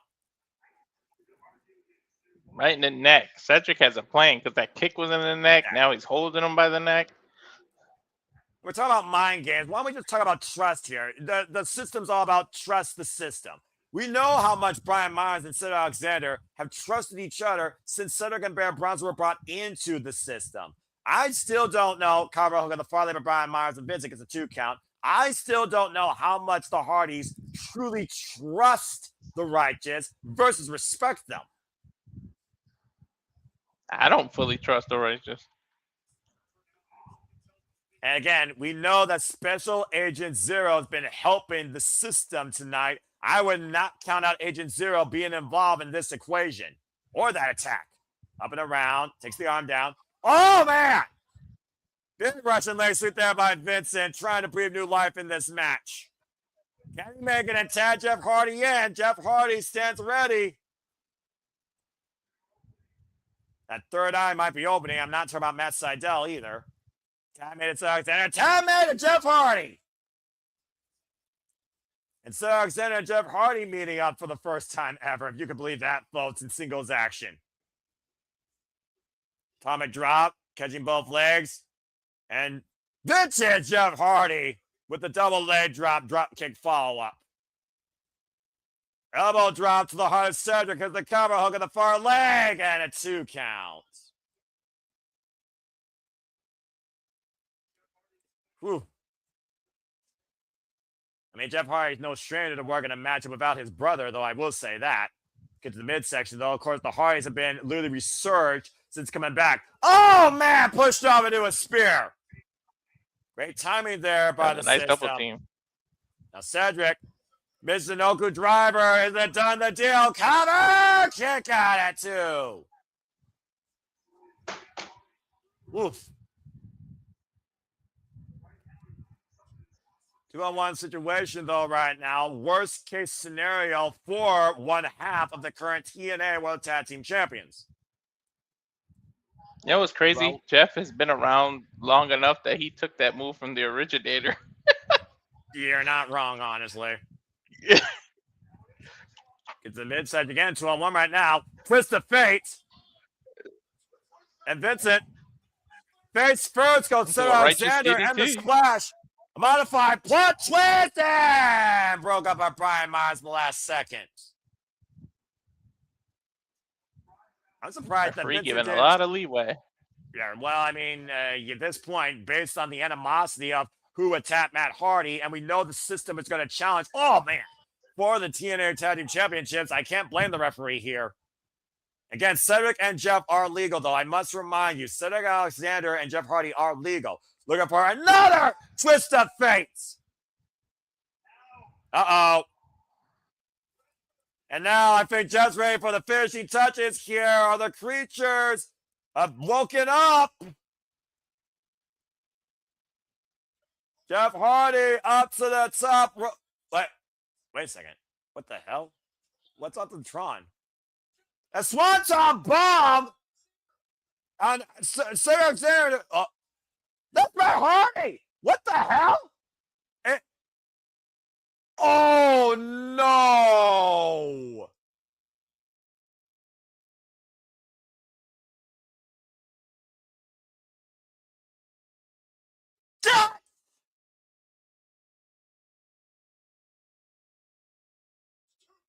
It was too good to be true. It was too good to fucking be true. And Jeff Hardy lost their caught by Brian Myers. You saw the shock on Jeff Hardy's face. Now isolated literally with the system. Lumbar check. And the cover to an ill-righteous win for Cedric and Brian Myers. It was the Righteous that did it. with a smile on their face. Dig what I'm saying? They were too quick to be on the scene. I told you I didn't trust them. Well, again, we didn't know who did it, and it literally happened this past Thursday, and we saw Dutch apparently has further bludgeoned Matt Hardy. The Righteous assaulted him. And how long was this fixed in? Was it in from the get-go? Was it in since Genesis? The Righteous set themselves up for defeat against the Hardys at Genesis, might I add. What is the Righteous endgame here?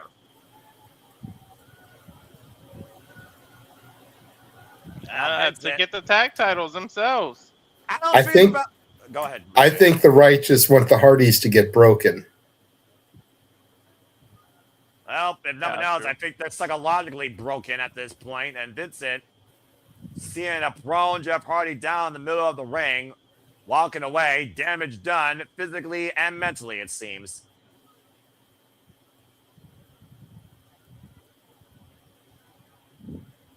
Nonchalant too, just hands in his pockets like nothing's even happened, like he's just taking a casual stroll down the street. It's like he's got an emotionless face right here. It's like he feels like nothing's been wrong. Everything's been in their own mind.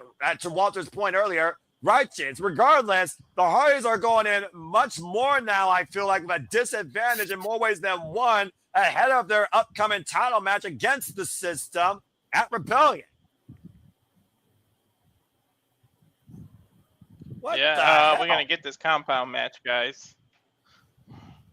Well, something's got to give. We talk about sacrifice tonight. The sacrifice of Matt Hardy led to Jeff Hardy's downfall here tonight against the System. We'll see soon enough what everything leads to April 11th. Rebellion, I don't know what's afterwards, but I do know this. Cleveland is about to rock with TNA Wrestling for the first time ever I can remember from the Wolfstein Center. Again, folks, stay tuned. We'll be covering TNA Rebellion. That is TNA's next big stop, their actual next pay-per-view, the second of their big four. Yeah, there's actually a company with a big four. Ain't that a crazy fucking idea? The $1 million question, though, is will our own Ohioan be in the building? No. Priorities are passions. It's going to be WrestleMania week, and I don't have the money, lodging, and the transportation added up together to do that. It's not happening. But to your point, we don't know what else might happen at Rebellion. And I'll be here calling it regardless if you want a silver and orange suit. That much I'll guarantee you. Well, it looks like we'll have Leon Slater versus Cedric Alexander for the X Division Championship at Rebellion. That's an interesting run back considering Cedric already lost Leon, but Cedric was not part of the System at the time. Much like we talk about a reboot, a restart, a second chance. Could the former Heart and Soul 205 Live become the face of the X Division? And also, as I talked about earlier, the System is going to be very busy. Bear Bronson and Brian Myers earned the chance to challenge the Hardys for the TNA World Tag Team Championships, and that will happen at Rebellion, April 11th. As well as the king of TNA taking on the loner Elijah. Well, considering what happened earlier tonight, I'm not surprised.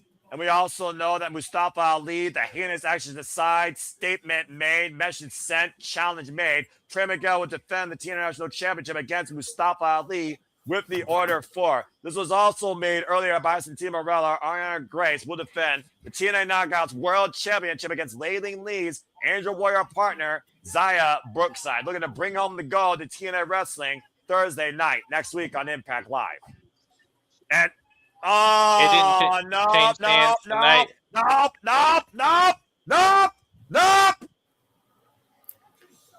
Well, I mean, we haven't had the Knockouts Tag Champions on the show at all. Fuck that! How do we leave this championship out?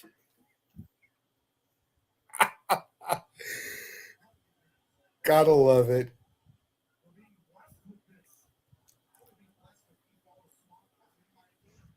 This might be just a promo thing. I think it is. Gonna set up something for Impact this coming week. Because there's not enough time to do 2 more matches. They usually are pretty good. They're not AEW. Yeah. But damn, she do kind of look elegant. I can't lie.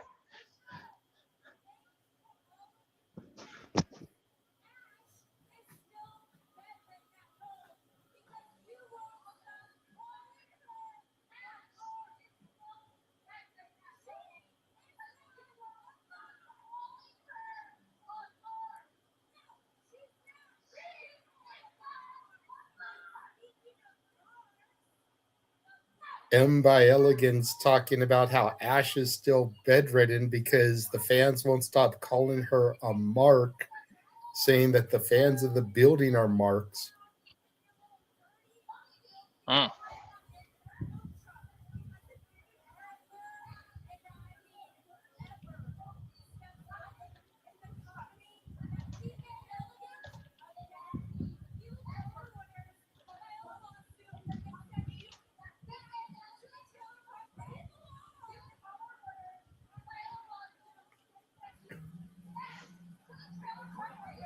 It's ODB, one of the original knockouts.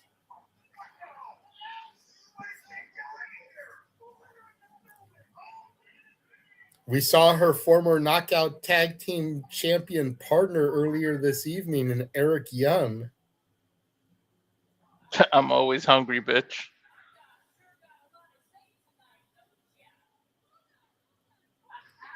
Now Heather by Elegance stepping up.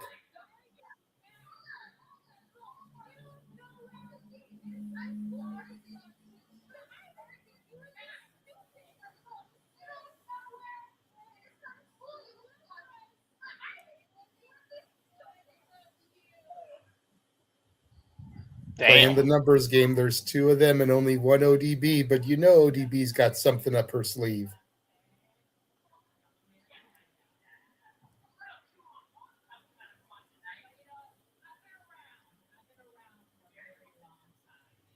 It's been around for a very long time.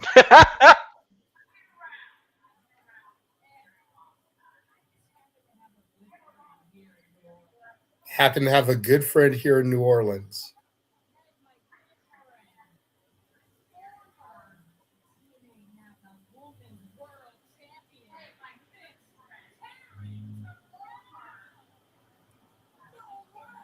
Miss Taryn Terrell, former knockout champion.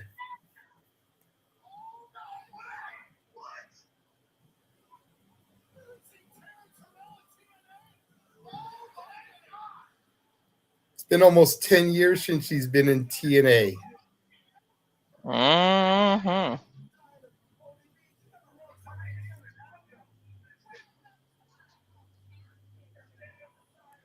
Welcome to my hometown, bitches.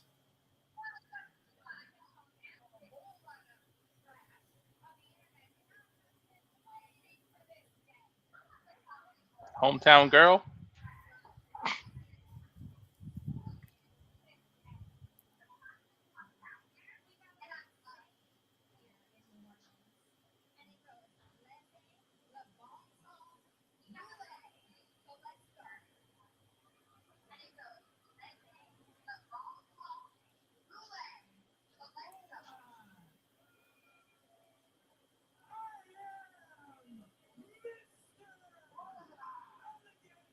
Now Mr. Elegance get involved in all this.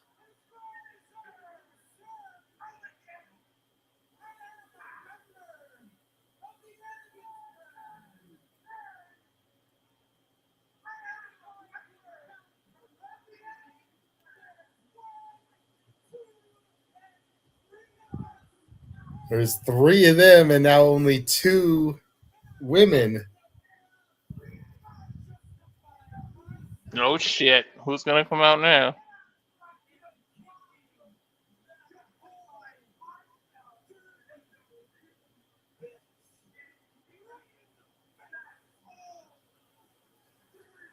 Calling ODB an old dirty bitch, and we all know she takes the term bitch as a compliment. Yeah, that's kind of what it stands for, dummy. You just complimented her.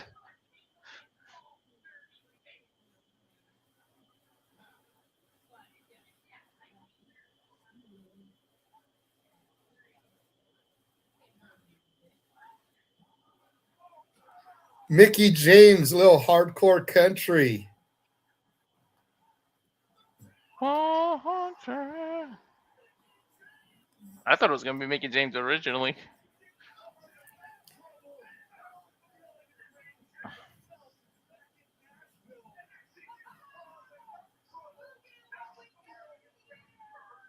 See, No, and you're missing some good no shit. one's missing all this because he just refuses to deal with the Elegance brand. Women that actually helped define the Knockouts division. That's his Knockouts division too. Right?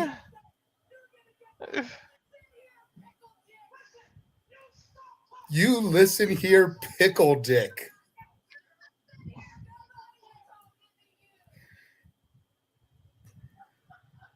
I think hashtag Pickle Dick is now going to trend worldwide. Right.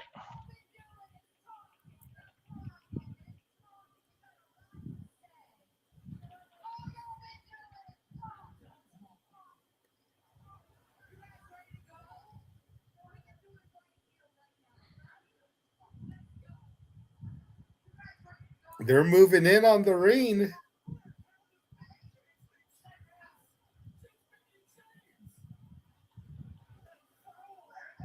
Mr. Elegance down.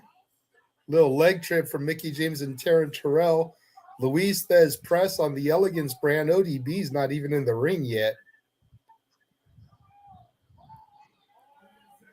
Mr.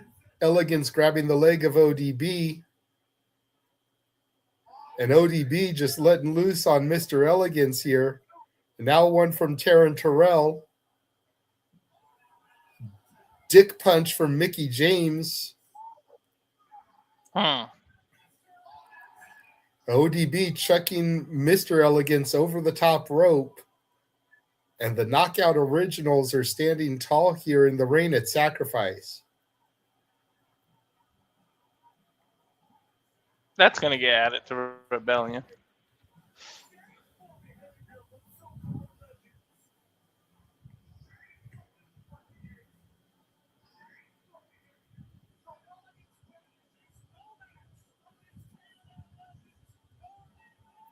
And the Elegance brand backing up the ramp.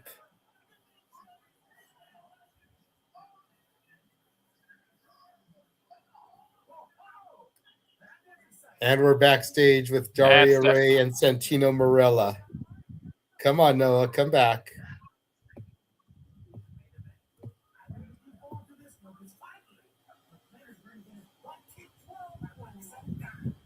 It's over, Noah. Definitely Come gonna get on. added to right?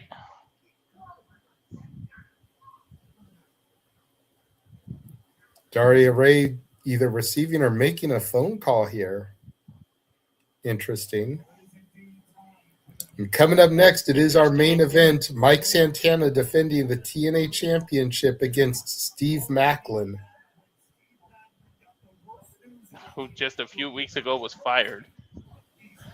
Yeah, I still don't understand that bullshit.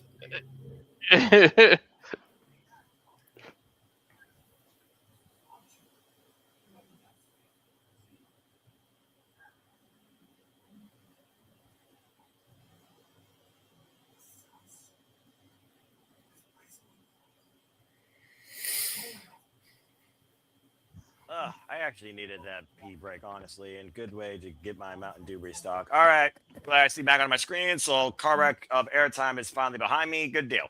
All right, that freaking fucking hell.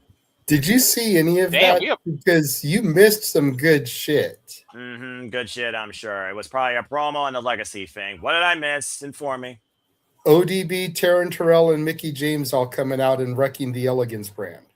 Okay, Mickie James makes sense. ODB makes sense based on the reason. Taryn Terrell, there's a name I haven't heard in a long time. Former TNA knockouts. New Orleans, they're in her hometown. So okay, that makes sense. The hometown pop. Well, God bless her. All right. Well, now it looks like we're probably going to get some kind of trios or tag match either on the road to Rebellion or at Rebellion between the six of them. Well, it's not like they can freaking sell out the Wolfstein Center right now with what they're freaking producing. Nonetheless, that's one way of possibly moving ticket sales. So good luck to them on that. Okay. Well, now that that's probably when Ash will return, though, to your misfortune. You know, I was going to say something positive. Why did you have to go and do that, Walter? It's bad enough that we keep hyping the fact that for a $50 donation, Noah's going to sing Sweet Caroline in a white shirt. We don't need to piss him off anymore. Arianna Grace retained the title. This still looms over his head. And now you went and brought back the return of Ash by Elegance. Even though that is my icon right now that is perfectly fitting for you right now, Walter. Why Walter sacrifices any chances of me covering Rebellion at this point if he pisses me off one more time. Let's look at the tail of the tape. TNA World Champions, of course, same height, 3-pound weight differential. Of course, my stance finish, spin the block. Why, of course, Steve Maclin is the KIA, killing a rival, DDT. Steve Maclin, former one-time world champion and former two-time national champion, the inaugural TNA national champion. And, of course, Mike Santana is a two-time TNA world champion and is the reigning defending TNA world champion. On a night where we saw Elayna Black was not extreme enough to beat Mara Sade, we saw Mustafa Ali go beyond proper etiquette and means of appropriate leadership, as he was able to crown Jada Stone and at the expense of Trey Miguel and apparently instigate the champion to get a TNA National Championship match at Rebellion. We also, of course, saw Kazarian and Flop somehow beat the hometown man Elijah. That led to a singles match. We also saw an incredible opener with Leon Slater defended the S Championship successfully against Eric Young. TNA Knockouts World Championship, it is what it is. Let's talk about that, the better. And, of course, Dani Luna, she is still uncrowned. And, of course, we also saw the Righteous, anything but righteous, show their hand, anything but freaking clean, full-on red, as Dutch was with a bludgeon, battered, bleeding Matt Hardy backstage. Jeff Hardy lost to the system, and Vincent just casually walked away. And we saw Moose literally executed on the behest of Special Agent Zero, thanks to that pre-show negotiation, why he lost to Eddie Edwards as far as the statement he did win the match. It all comes down to this. Steve Maclin, newly reinstated, thanks to the TNA World Champion Mike Santana, gets his chance at the gold against the very man that came back home at his own expense, literally a year and a half ago at Rebellion. It's main event time at TNA Sacrifice.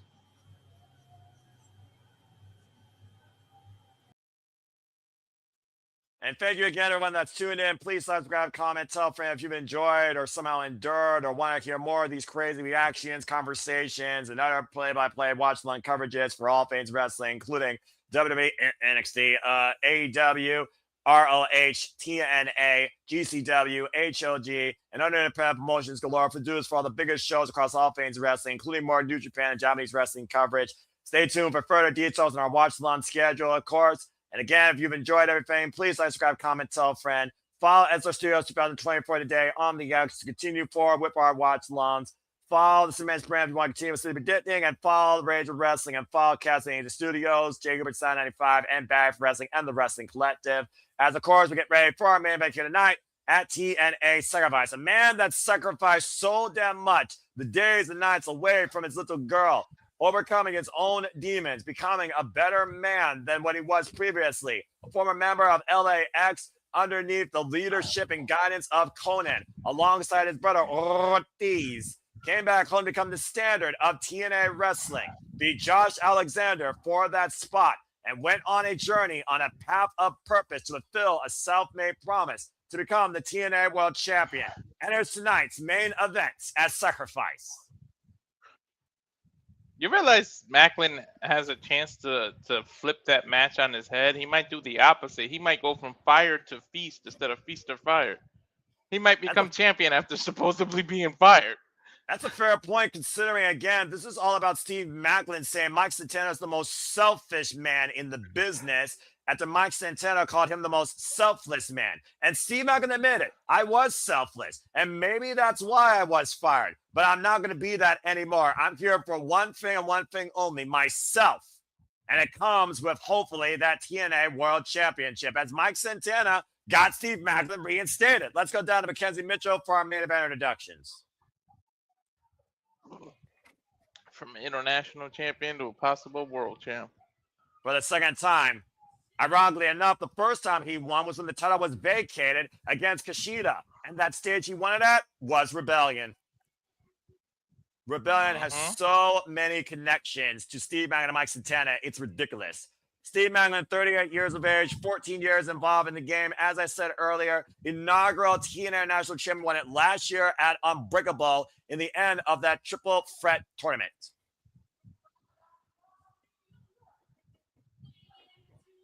Mike Santana, 35 years of age, 18 years involved in the game. He is the real deal. He is the nastiest. He is from the Bronx. He is what he says he is, and he is our current two-time reigning and defending TNA World Champion. He's been champion now in this run for 72 days since beating Frankie Kazarian for it on Impact. The Impact close to premiere, might I add, on AMC. And outlasting Kazarian in a Texas death match with special guest referee Nemeth, who still could call his shot.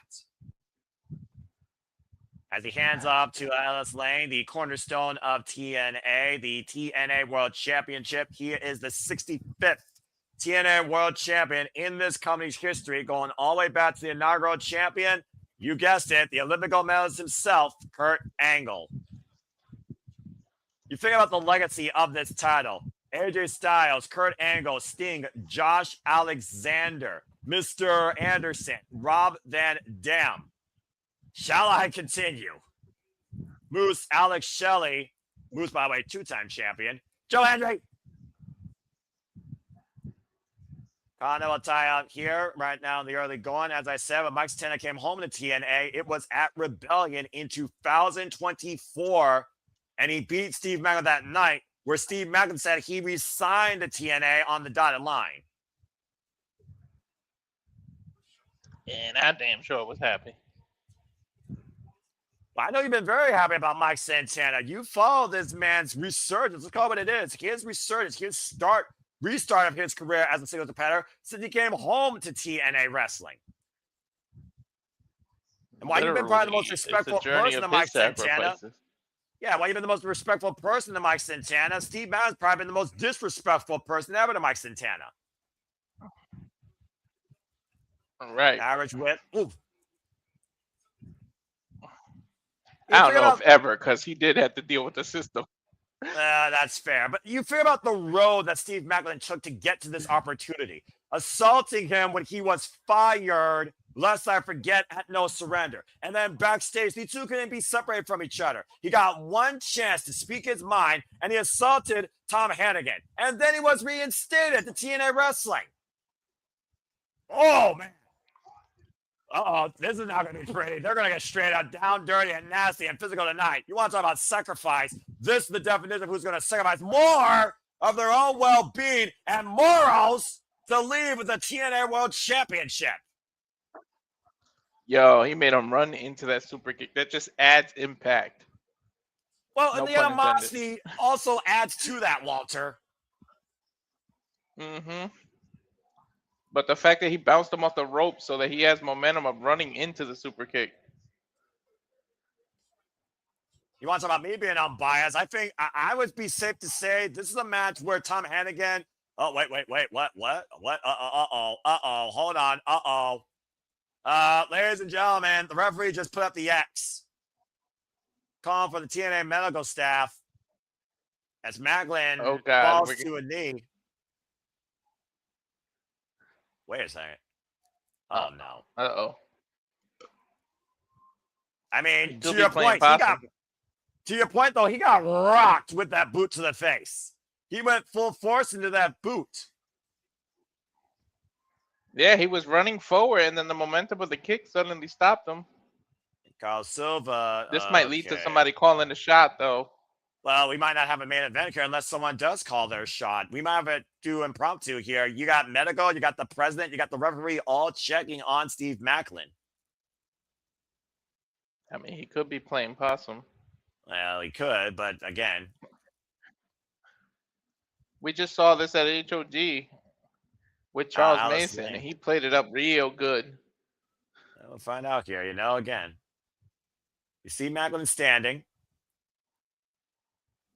Mike Santana wants Steve Maclin. Remember, Mike Santana wants Steve Maclin at his nastiest, but know that with the fact I got you reinstated, I'm going to kick your ass and take your heart out of your chest. Mike Santana doesn't want an ending like this. Mike Santana does not want to win like this. Yes, he instigated all of TNA. Yes, he instigated the champion. At the end of the day, Mike Santana, he wants to fight to prove why he is the standard, the guy. And we may well might just had Steve Maclin concussed tonight.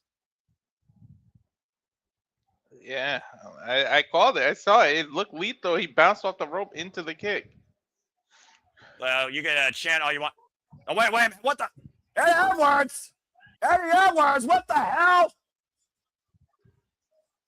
Well, right now, this title match is literally stopped dead in its fucking tracks. And here comes Eddie Edwards of the system, taking advantage against Mike Santana. No briefcase in hand, though. I mean, again, we might have somebody bring it. For all we know, he's going to challenge for the championship at Rebellion. I thought that was the original plan. I don't know. It's in Ohio. You don't know if we'll get the shot call. That's the hometown. Well, anyway, the side press on the apron, and the president is not agreeing with this action at all. We literally have a step. Nothing's been removed from ringside, folks. And right now, Eddie Edwards immediately continuing on the attack. What the fuck is supposed to? I thought he's supposed to face him at Rebellion. Double underhook by Santana. Oh, the back body drop. Mike Santana came in tonight to fight. Came in to defend the championship. If it has to be Eddie Edwards, why the fuck not? Cash it in. Gotta stay. Well, at this point, we don't have a match. We have a fight. Woody! That table coming out now. I mean, you could argue all you want with the decency of a human being. Human beings are human beings at the end of the day. I didn't want this to end with Steve Maclin this way. Eddie Edwards ringing the irons of Mike Santana. We have no official. We have no match right now. We have nobody to fight. Not blocked. We got a brawl. Yeah, and Eddie Edwards just got wiped out by Mike Santana. And now Santana with Eddie Edwards in his clutches. Wait a minute. We have to throw this match out of the predictions. Yeah, officially, this match has been officially called off. It's off the prediction leagues, but I don't think Mike Santana's night is done here. Eddie Edwards has been laid out on a table. Mike Santana's going up to the top rope. Oh, my shit! Santana, the cross body through the table. He splashed through the wood. Even Carlos Silva is applauding in approval. Well, there you have it. The official call for this TNA World Championship match. This is a no contest, which means Mike Santana is still TNA World Champion and has just crashed one of his threats. Well, at least they did something on the fly. Well, I mean, what else can you do with a situation like this where you only wish the best for a human being's mental capacity? Either way, Mike Santana did not have to sacrifice much tonight to hold on to the TNA World Championship as Eddie Edwards got wiped out through a table. Mm-hmm. Take a look back here at this closing moment here with this splash. Caution the win. Throwing his own well-being through Eddie Edwards through that table. Again, Eddie Edwards is supposed to be challenging, I believe, for the TNA World Championship at Rebellion. It's still nothing's official.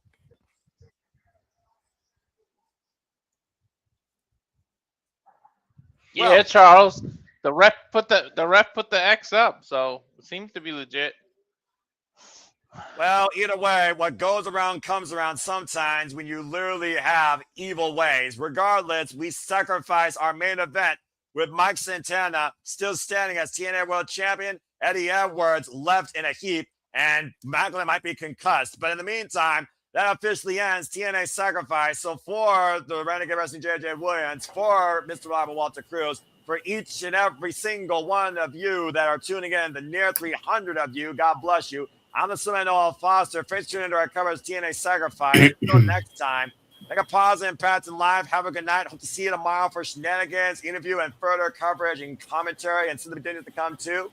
And we'll see you next time in and out here at Super Lava Studios. We want to remind you, protect your mentality and always just enjoy life and enjoy wrestling. Thank you so much. This has been TNA Sacrifice. That was absolutely abrupt. Walter, cut the fucking feed.